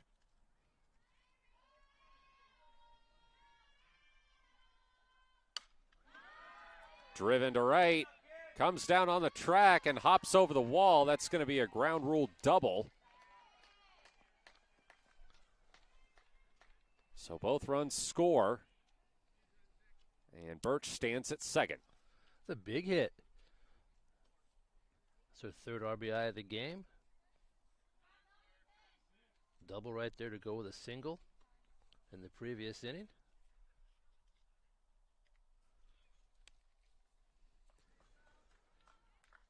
And Henley stands at 9 now, 9-0. Ashlyn Stronowski is going to come on to courtesy run for Birch. As Leliana Segura looks to get Henley past the run rule threshold. Yeah, this didn't look like a run rule game. It didn't look like it would be one of those, but Henley had a good opportunity now to cut this a little bit short. They can get this runner in.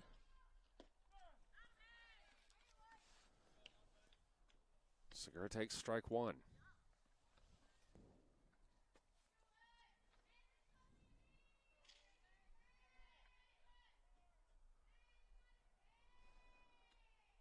Oh, 1. Popped foul down the right field line.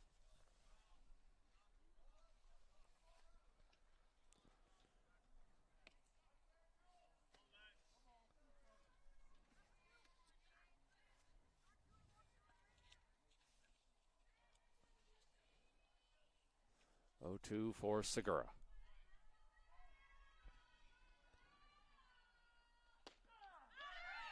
Strike 3, got her looking.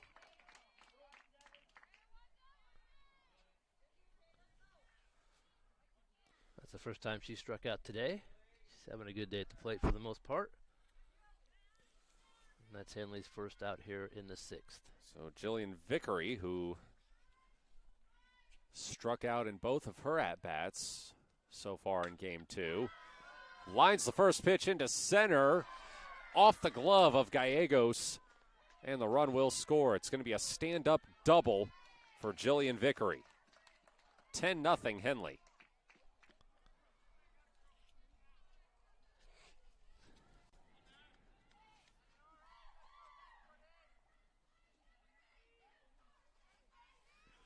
So Phoenix will get to bat in the bottom of this inning. If they don't score, then we'll end a little early. Henley back in double digits with runs. Done that a number of times in this season.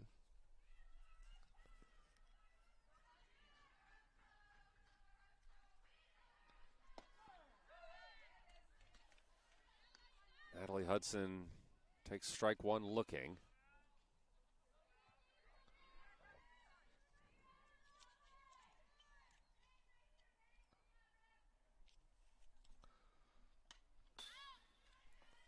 Fouls that one behind.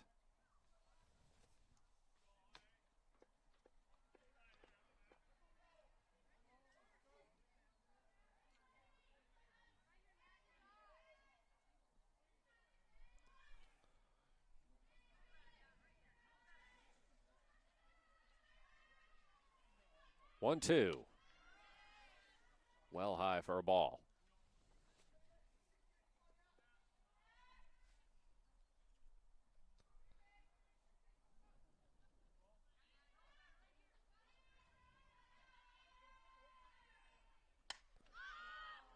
Popped to right field, and they're able to make the catch.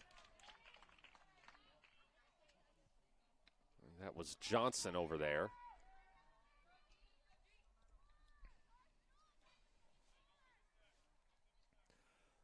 So now it'll be up to Gracie White. Try to extend the inning.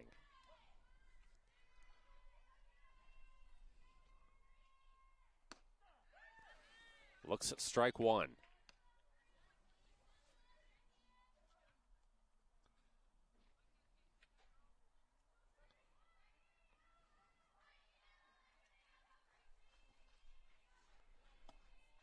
Vickery trying to get a lead over at second.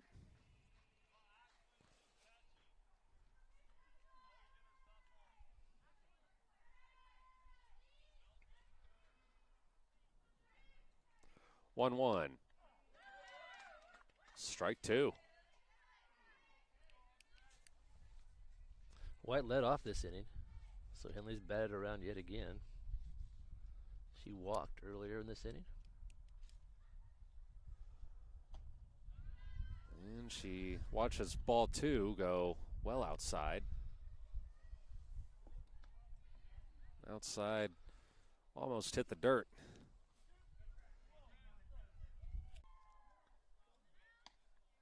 In the dirt, full count.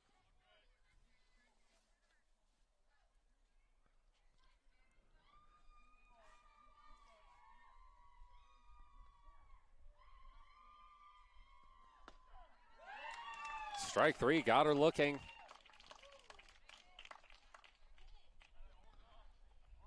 And Phoenix will try to keep the game going. They need one run to do so in the bottom of the sixth inning. Matt Bowling here alongside Kevin Petrick. This is Henley Softball on mybasin.com. Introducing Spates Marcom Solutions, your trusted partner in marketing and communication. We specialize in crafting compelling campaigns, eye-catching graphics, and impactful branding materials. Smith Bates is like working with dependable friends. They always help us build our professional image. Through the innovative strategies that the team at Smith Bates suggested, we've been able to give the brand at Calor the boost that it desperately needed. Unlock your potential with Smith Bates Marcom Solutions. 10-0 lead for Henley. Hornets looking to close out the game and close out the day here in the sixth inning. They've hit the run rule threshold.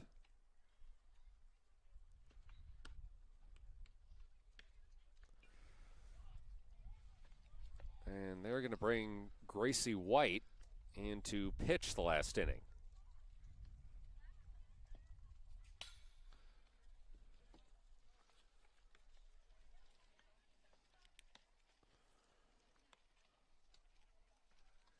Annie Campos leaves the game with 9 strikeouts in 5 innings of work here in the second game. Tremendous day for her. 18 total strikeouts and just 3 hits allowed across 2 games.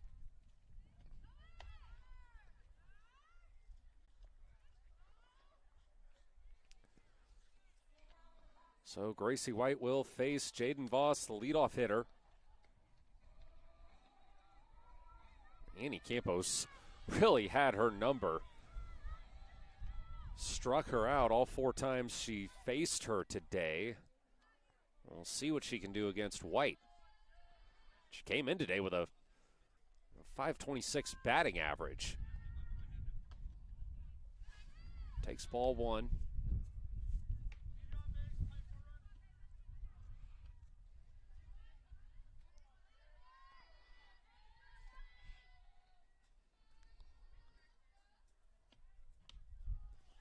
That one well high, ball 2. It's a change behind the plate as well. I think Coach Stock has moved a few players around. Yeah, looks like Stronowski's now in at catcher.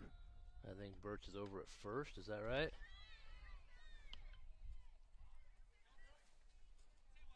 Might be, yeah. Getting some experience out there, different positions, that's good.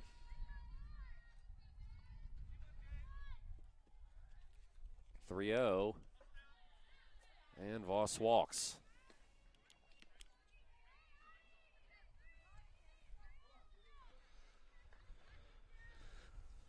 So now it's Woodside.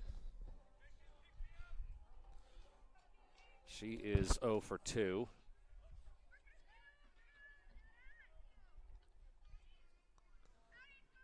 Had a pretty solid outing in the circle. 5 innings. Struck out 7.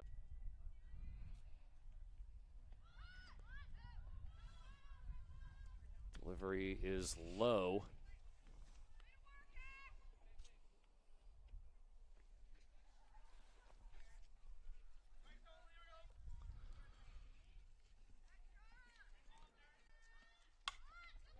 It's a bunt, and they'll get her at first. Voss advances to second. Here, if you're Henley.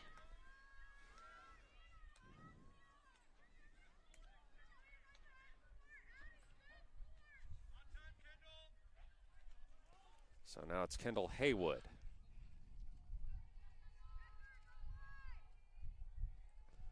Has struck out in both of her at-bats this game. Fouls the first pitch back.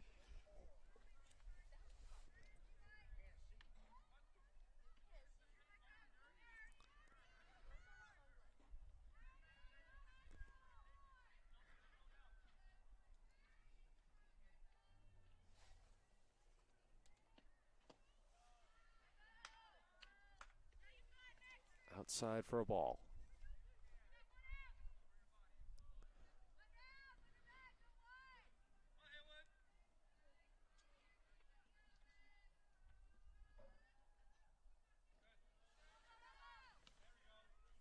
Up high, ball 2.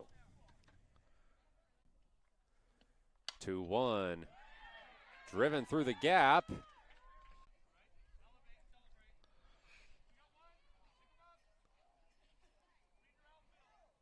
It's just the second hit of the game for Phoenix.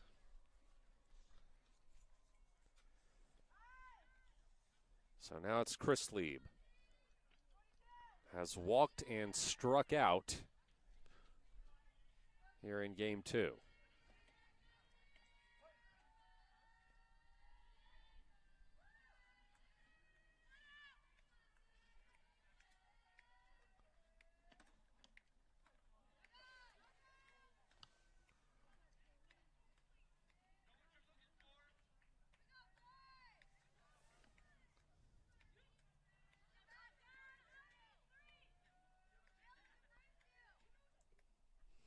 One-oh.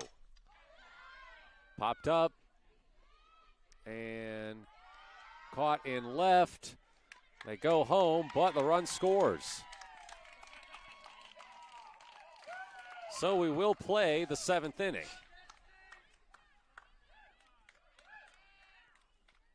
Phoenix gets their first run of the day. A little celebration over there. That's the first time they've scored against Henley since 2022.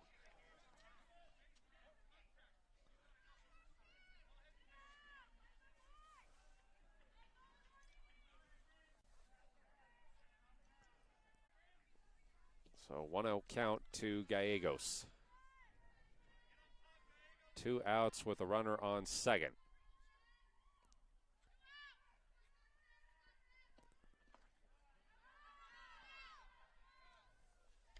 Low and away, ball 2. Good work.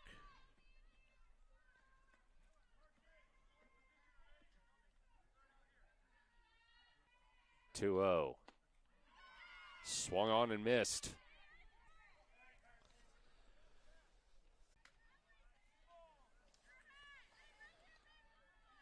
Gracie White can get out of the inning here.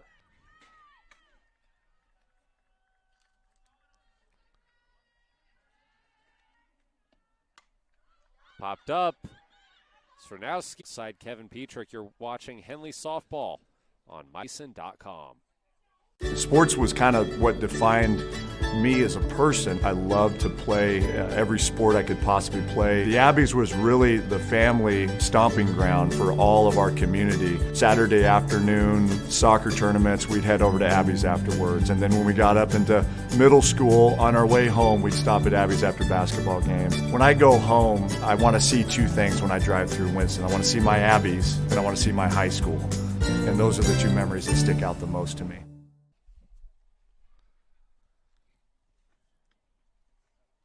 Destiny Chrisley back to the circle for Phoenix here in the 7th inning.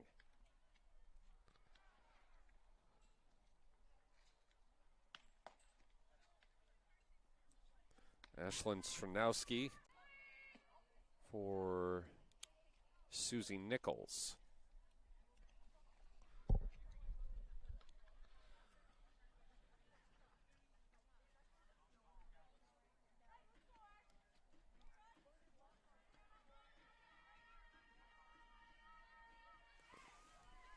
All in all, a fantastic day for Henley. Yeah, they accomplished, I think, everything that they wanted to get done here. Really got in a rhythm offensively. Good defensive effort. Couple of big wins. If they can hang on here.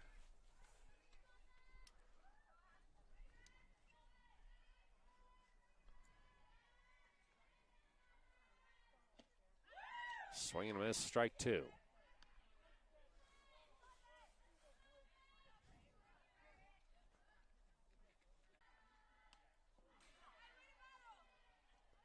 That one fouled off. Count is still 0-2 to Stronowski.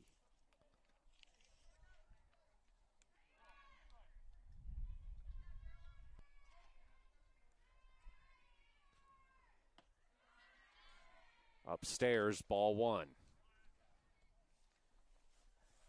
Ashland had a couple of at-bats in game one. She hit into a fielder's choice and she walked earlier today. 1-2. Driven towards the wall. And that's going to be a double for Stronowski.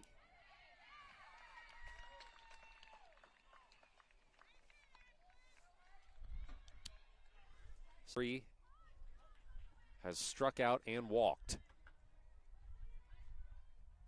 Looks like she's going to try to lay down a bunt. Rifles that one foul down the first baseline.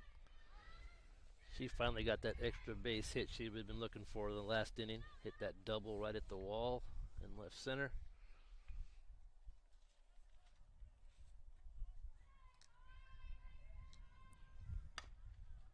Sends that one to the circle. They'll throw Harper out at first. And Hayden Higgins is now going to pinch hit for Samantha Moore.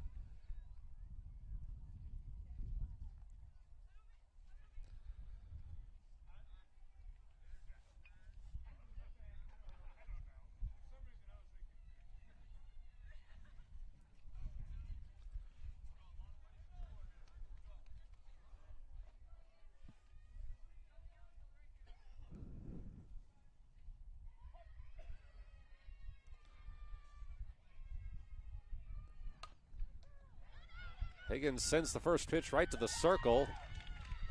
They get her out at first, but Stronowski is safe at home. So that's two balls in a row hit right to Chris Lieb. And she's able to throw him out at first.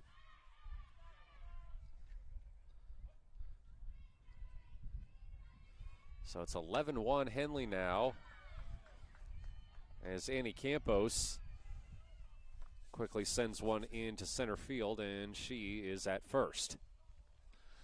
That's her third hit of game two. Couple of singles and a triple.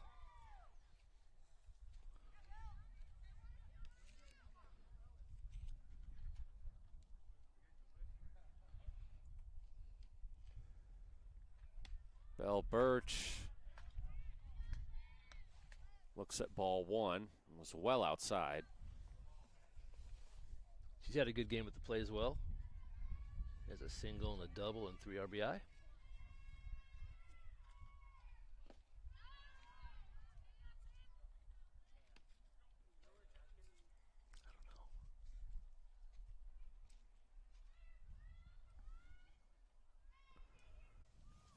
Two-0 to Birch. Swings and misses, strike one.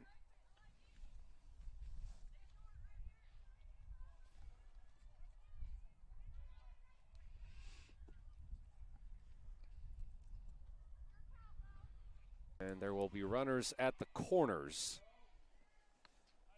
for Liliana Segura. And she has 3 hits as well. Bill Birch. Segura 1 for 4 in game two, has struck out. And we're going to have a quick visit to the circle.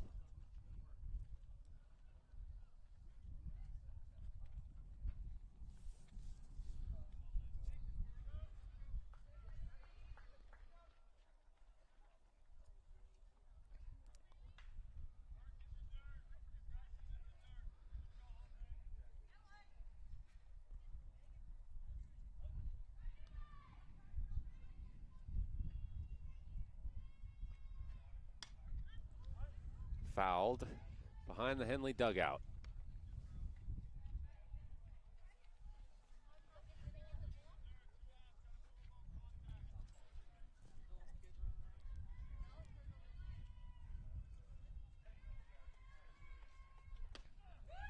One, strike two.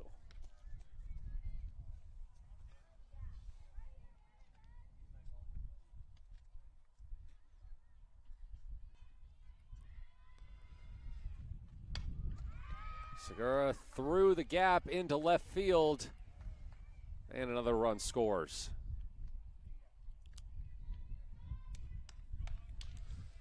It's her second hit of game 2. 4 hits on the afternoon for Lely. Brings Jillian Vickery back up. 1 for 3 with a walk and 2 strikeouts. She's got 2 on with 2 out, and Henley with a 12-1 lead.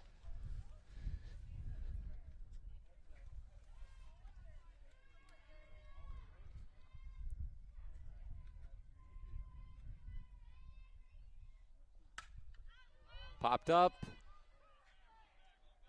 and that will end the inning.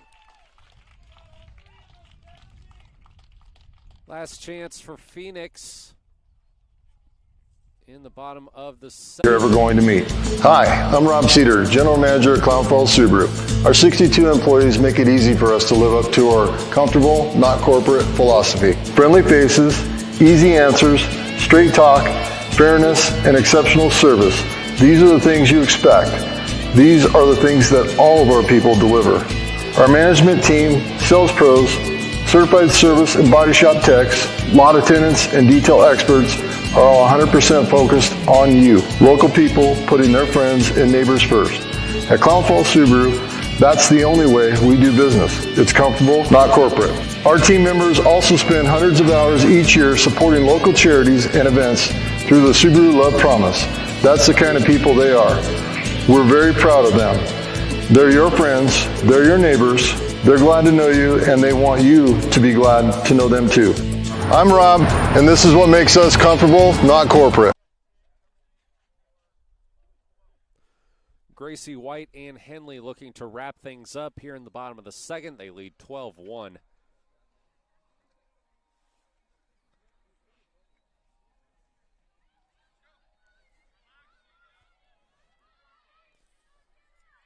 And going to have a pinch hitter for Phoenix. It's going to be Sylvia Platt.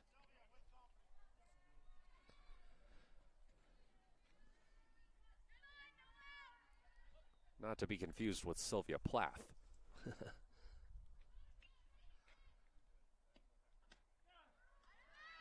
She looks at strike one.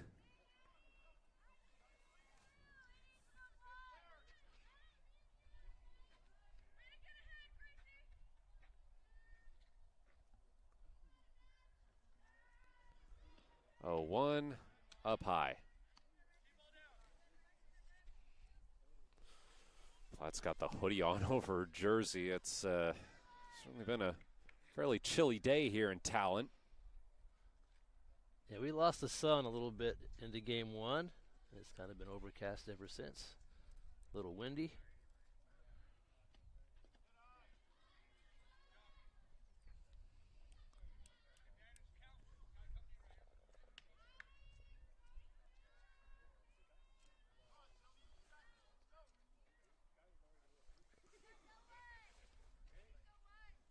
Good news, at least for those of us in Klamath Falls, is temperatures supposed to climb this week. We're looking at highs in the 70s by midweek.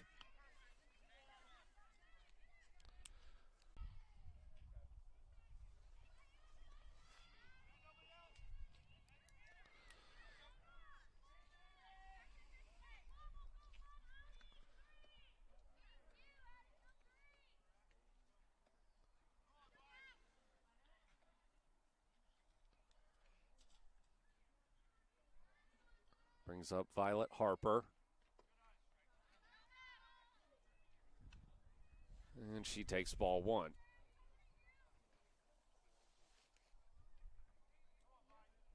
Harper 1 for 2 with a walk, or with a strikeout, excuse me, here in game 2.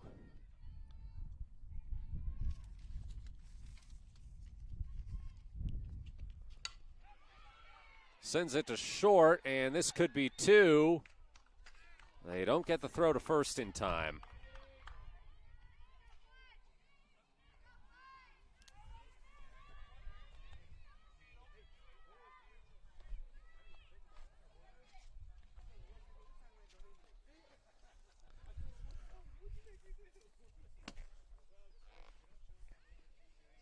So now it's Olivia Cruz.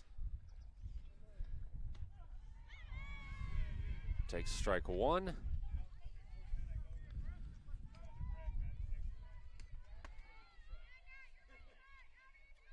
Henley pitchers have combined only 2 hits allowed today in the second game. They get the bunt down. She gets the bunt down. They get her at first. Runner advances.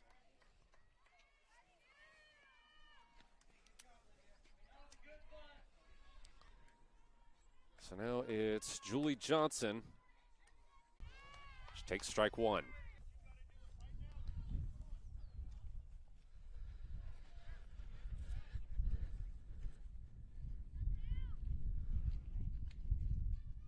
Oh, 1. Swing and a miss. Good pitch.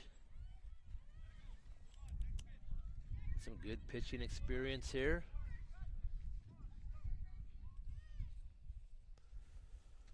Payoff pitch here for Gracie White. Sent to short, and that should do it. And it does. Good scoop over there at first base to end the game for the Hornets. Henley outscores Phoenix 36-1 over 2 games here today. We will have statistical highlights for you after this quick break. Matt Bowling here alongside Kevin Petrick. This is Henley Softball on mybasin.com. Thanks to Les Schwab Tires, I'm a confident backseat driver, but Mom's a little stressed about spending. Remember, deep breaths and watch your speed. Even though we're watching our wallets, Les Schwab is still watching out for our safety. So let's earn here. During the Les Schwab Founders Celebration Sale, save up to $150 instantly on select sets of 4 tires. Les Schwab Tires, doing the right thing since 1952. A 12-1 win for Henley here in Game 2 of this doubleheader at Culver Fields in Talent. Hornets 2-0 to start Skyline Conference play. And Kevin Petrick has our statistical highlights for Game 2. Yeah, pitching again for Henley, Annie Campos. Game 2, she struck out 9. Pitched very well in both games. Picked up 2 wins today for Henley. Hitting the top of the order, really productive for Henley. Annie Campos, 3 hits in Game 2 as well. Belle Birch with 3 hits and 3 RBI. And Anna Harper with a couple of RBI with a big double in the 4th inning. Yeah, Annie Campos, final pitching line in game 2. 5 innings, 1 hit, 1 walk, 9 strikeouts. Fantastic day for her, and really a fantastic day for Henley all around. Yeah, pick up 2 wins. That's what you're looking for. Pick up a couple league wins. Hopefully start your run. They did a nice job in the preseason to get that ranking high enough. So in the playoffs, if you get there, you're kind of in a good position to make a run at a state championship. Hornets Skyline Conference home opener is Tuesday against Klamath Union. First pitch is set for 4:30, and we will be there. We'll be bringing you all of Henley's Skyline Conference softball games this season, as well as in the postseason as they try to return to the state championship game. But that's about it for us for today here in Talent. Matt Bowling here alongside Kevin Petrick. You've been watching Henley Softball on mybasin.com.